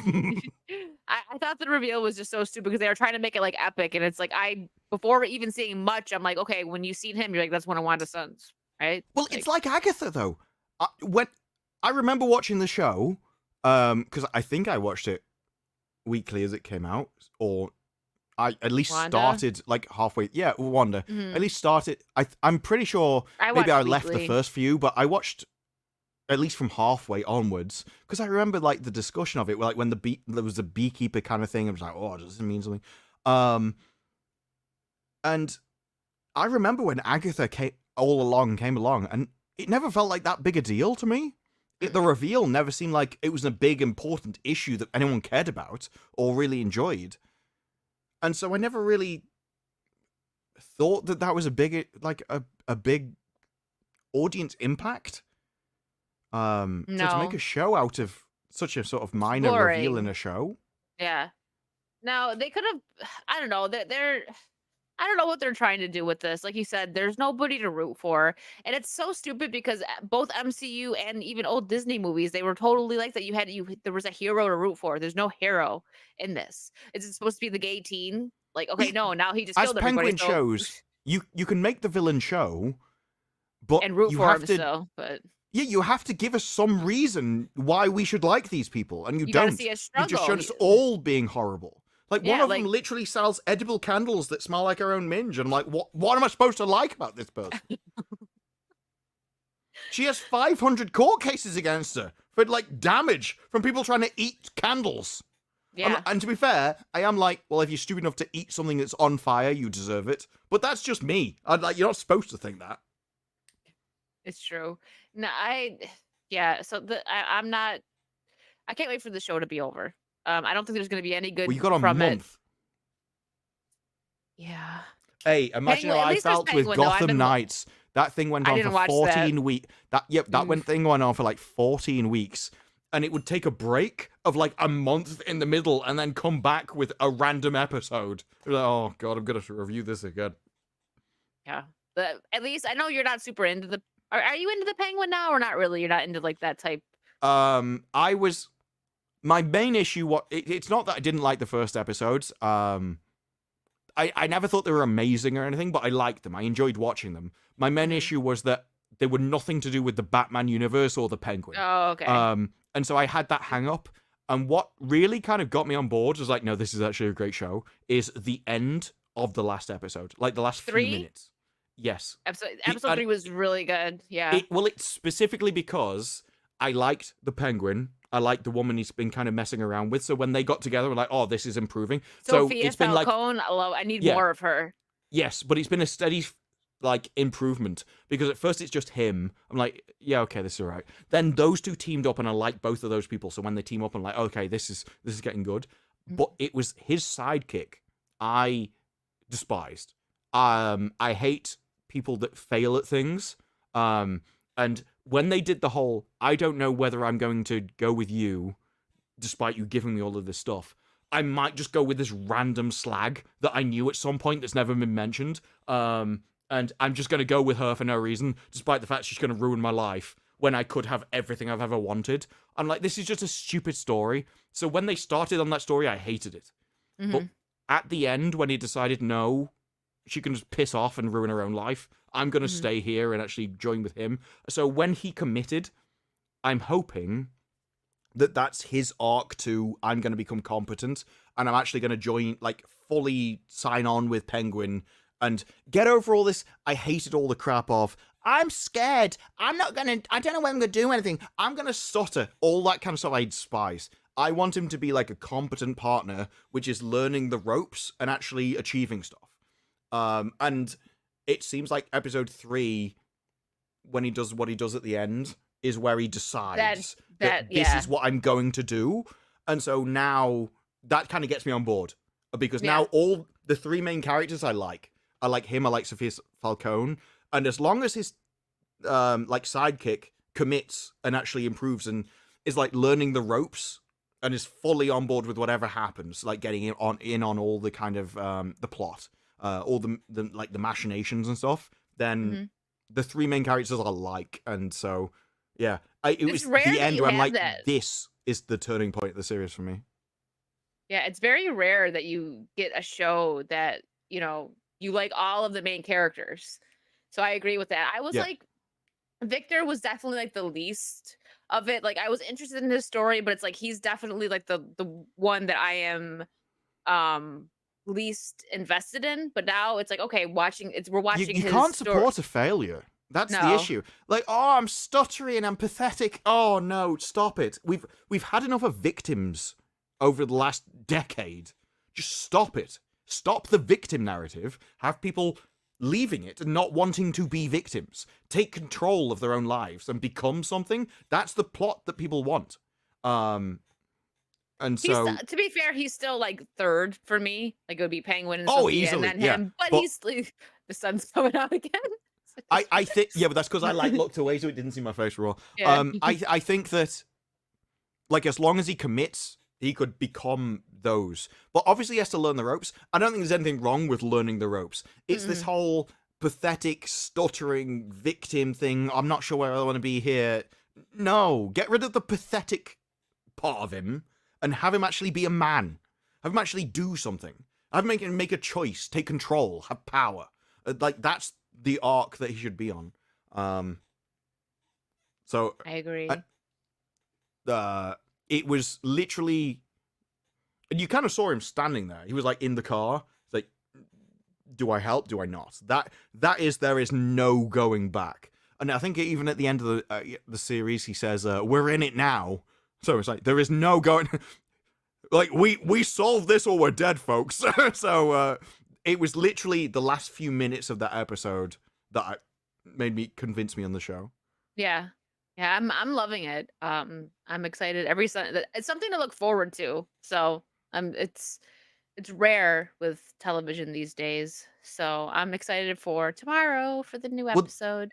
That's the thing. There are series where I look forward to the next one, and you can always tell when, especially if you binge something, it's even more obvious. Where you're like, okay, I'll just watch one, and then you end on it at the episode. You're like, no, I need to know how that ends. So you watch the next one and then you get sucked into the next episode rather than just wanting to watch like the first few minutes. That's how I was with Alice in Borderland. Always sucked into the next one. I wasn't like that with Penguin. I could quite happily have it on and like I don't care. I'll just watch it before having tea because I need to. But it's this episode where I want to know how the end of that plays out. Like, how do they get out of that struggle? So this is the first episode where I have actually looked forward to finding out the next bit of the plot. Yeah, I'm hooked. I'm actually glad that they are doing it weekly. I know some people are like, no, and yeah, I was just gonna say this, like, Psychotic Mongoose. Cliffhangers work better weekly because you Yes. gotta wait and you're thinking about it all week. So I appreciate that they're doing this. Some people get so mad because we've gotten so used to just getting all of our content to consume in one sitting. So I do like that they're kind of I'm not bringing sure the style that's back. Netflix, but everyone That else is more doesn't do Netflix, that. yeah. Yeah. Yeah. Jesus Davila, thank you for gifting a membership. And Hirokami, thank you for the 2 Shogun for me. I still need to see that. Did you watch that, Disbrew? No, I want to watch it. I I don't have Hulu though. I know people like it. Yeah, I've heard good things. Yeah, but I've watched that much Korean and Japanese stuff at this point where I'm like, I'm not sure the West could imitate it well enough for me. Maybe it could. I've heard a lot of good stuff about The Gentleman as well. Yeah, I was just gonna say that's that one and what is it, Boardwalk Empire you suggested, Ian? That's on my list. I just have to get to it. Yeah. For some reason, I like. I don't know, because probably if I watched The Gentleman, I'd like it. But even with stuff Probably. like Lock, Stock, it took me a long time to think whether I'd even watched like Lock, Stock. Loved it when I watched it, but before that, it's like, this isn't my kind of thing. Then it turns out to be. So Yeah. I don't know. But Yeah. British gangster stuff is generally good. It's just never something I Like Peaky think I like. Blinders. Well, I've never watched Peaky Blinders either. No, I have to. Um, I actually have to watch the last season. I heard it was great. I liked it. I just never got around to the last season. It's been out for, Again, like, it's something 2 years, I I don't. think. In my head, it's not something I like, but I think it's because it's American gangster stuff that I don't like. But when done from a British perspective, it's different, and so I think I like it. Like Layer Cake. I think Layer Cake's an incredible movie. I can understand when I watched Layer Cake why they hired him for James Bond, and then I watch him in James Bond. I'm like, no, you're awful. So I Yeah. have issues with stuff. Crispy says blasphemy not watching Peaky Blinders. Well, he'll add it to his list. I'm sure he's got a very long list. Not always. Like I finished Hunter x Hunter, and I was like, I don't know what to watch now. I can't even remember what I was watching last. Some 13-episode anime. I don't know. I just things like gangster stuff. I love Always gangster in my head, I'm stuff. like, I don't know where the pull is. I love it.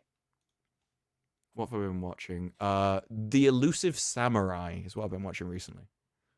You know, my gosh, what is it called? It's the hold on. I gotta look it up now because I always forget the name of stuff. I've also been watching a lot of like Japanese and Korean reality TV show because they actually treat the people as if they've got a brain, which we There it don't do over here as in reality TV.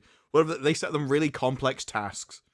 There's one that's on Netflix where they've got to take over other people's bases, and they've hired like all the like the army, the fire brigade, the police force, and they're Heard of just that one. setting them to war over different bases.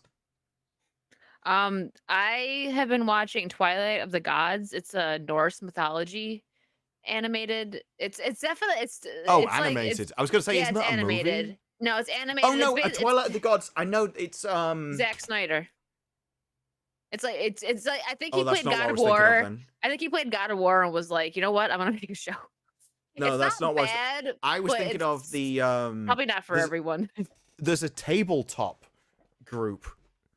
Amazon Prime recently published like basically every episode on YouTube, and that's Oh. a name like that.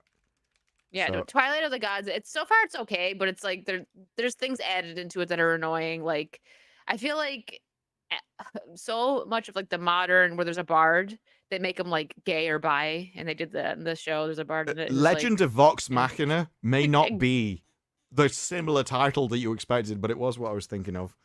No, it's not. But it's on Netflix. It's all right. I haven't finished it yet, so I can't really judge it as a whole until I finish it. But so far, it's fine. It's just kind of like a time passer for me, and it's not horrible. The story's all right, but there's parts of it where I'm like, "Ugh, there goes that dash of modernness in there." But it's Zack Snyder, so I'm not really surprised. I think that's my issue. It's once you start watching foreign stuff,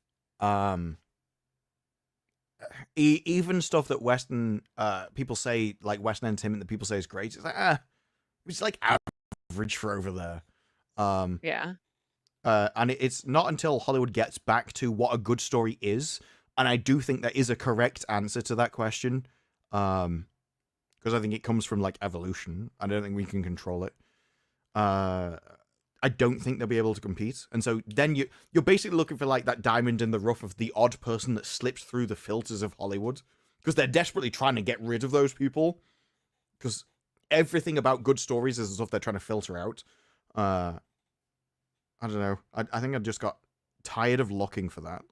So I got my entertainment by taking the piss out of bad stuff and then just watch foreign things. Yeah. Well, it's your it's what you deal with the crap that's coming out.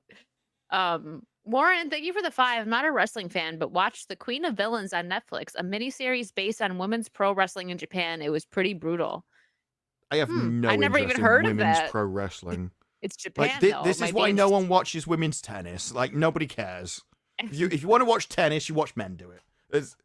There's very few things where like why do you want to watch something done badly by people who are worse than the other thing? You didn't. Did you watch? You probably weren't into wrestling growing up, huh? Or were you like the Attitude Era, like with Stone Cold and The Rock and all the only diva wrestler matches? Wrestling was a very American sport, so we didn't really come over here. Okay, The guys so. which did break out were people like Hulk Hogan. So Yeah, I knew he's Hulk just not Hogan. ever- I yeah. liked Hulk Hogan. I remember like his TV series and stuff. I remember his reality show with his family. Is that what you're talking about? Hogan No, Knows Best. I Is that think what he it was did a called? TV series. Oh, a different one? Oh, I I think you're can't right. remember what he did. I think it was like an action thing, but I can't remember. It was like, you're going back a long time. Yeah, he's been in quite a few things, movies, all that. But I remember, I think it was on like VH1. It was a reality show with his family. Oh no, I don't think this was a reality show. See, like even this is like, well, he's an actor in wrestling. It's like, okay, but wait, he was in Saints Row the Third? I had no idea. That's wild. I played that game before. I didn't know. Gary Thomas, thank you for the 5. Hello all. This Peru. Since you've been watching Hunter x Hunter, I've been meaning to ask you who your favorite character is and why is it Kahlua? It's not Killua. Kahlua? Now, as Mike will attest, I'm terrible with names. I go by description. And so when I say the clown with the cards, you'll know that that's the only name I know for him. He is my favorite character. There's something about a guy who is so into fighting people who are actually a challenge for him. Like, he has to test his own strength against other people to the point where it becomes like a fetish for him. As like, okay, this is cool. Like, even right from the start, this guy periodically pops up in different campaigns, unrelated to the story. I was like, nah, I still like him, though. And there's even a point in the Ant arc where, like, this guy must have hired thousands of hunters to... No, just one lunatic with a deck of cards. Definitely my favorite character. Although my favorite arc is the Ant arc. I thought it was crap at first. I liked the middle, but the ending, especially the last few episodes, was incredible. Simply because I hated all these people. I didn't like any of these people. You should not be able to make me like a character who dribbles out of her nose and plays chess all day. That should not be possible. That is the kind of the character type that I despise. And yet, by the end, entirely changes the story, makes me like the characters, and then randomly introduces 2 people I didn't care about at all. Like some lobster random thing, barely been in the story. And you can actually make me emotionally invested in that character in like a couple of episodes, so I care about their ending. The Ant arc ending is incredible. Never seen it. Maybe I'll check it out. But it's getting to that time. So what do you have coming up, Disparu? What videos? There was a Rachel Zegler video that I did recently where the variety art gift that keeps on giving, huh? the Variety article which tried to retcon her entire history, and so no, I'm like, no. I mean, you may have forgotten No. the events which caused all of this, but I didn't. I remember that. Oh, He's I just got all the represented people. receipts. I remember that I represented people in West Side Story. So did you? Did you, the though? Colombian represent the Puerto Rican people? Did the Puerto Rican people like that? And did they complain about that to you? And then did you insult them the same way you do everyone else? I remember the different things you've done throughout your movies. And so the Variety article brought up all of the events that she did, and just forgot all of the context. That she's a victim. It was the audience that was to blame. The fans kept attacking her for no reason whatsoever. Yeah, so that was the last video I did. Next is a Rings of Power fallout from the finale. And then we'll see where we go from there. Obviously, Agatha as well. Unfortunately. Yeah, I have. So tomorrow I'm not gonna have the Sunday night stream. But there may be a game tonight. I gotta see though. But it's possible within the next half hour. Just take a look at X and all that and see if we're going live and doing that. But if not, next week I'm gonna finish Until Dawn. 2 streams left of that meme gold.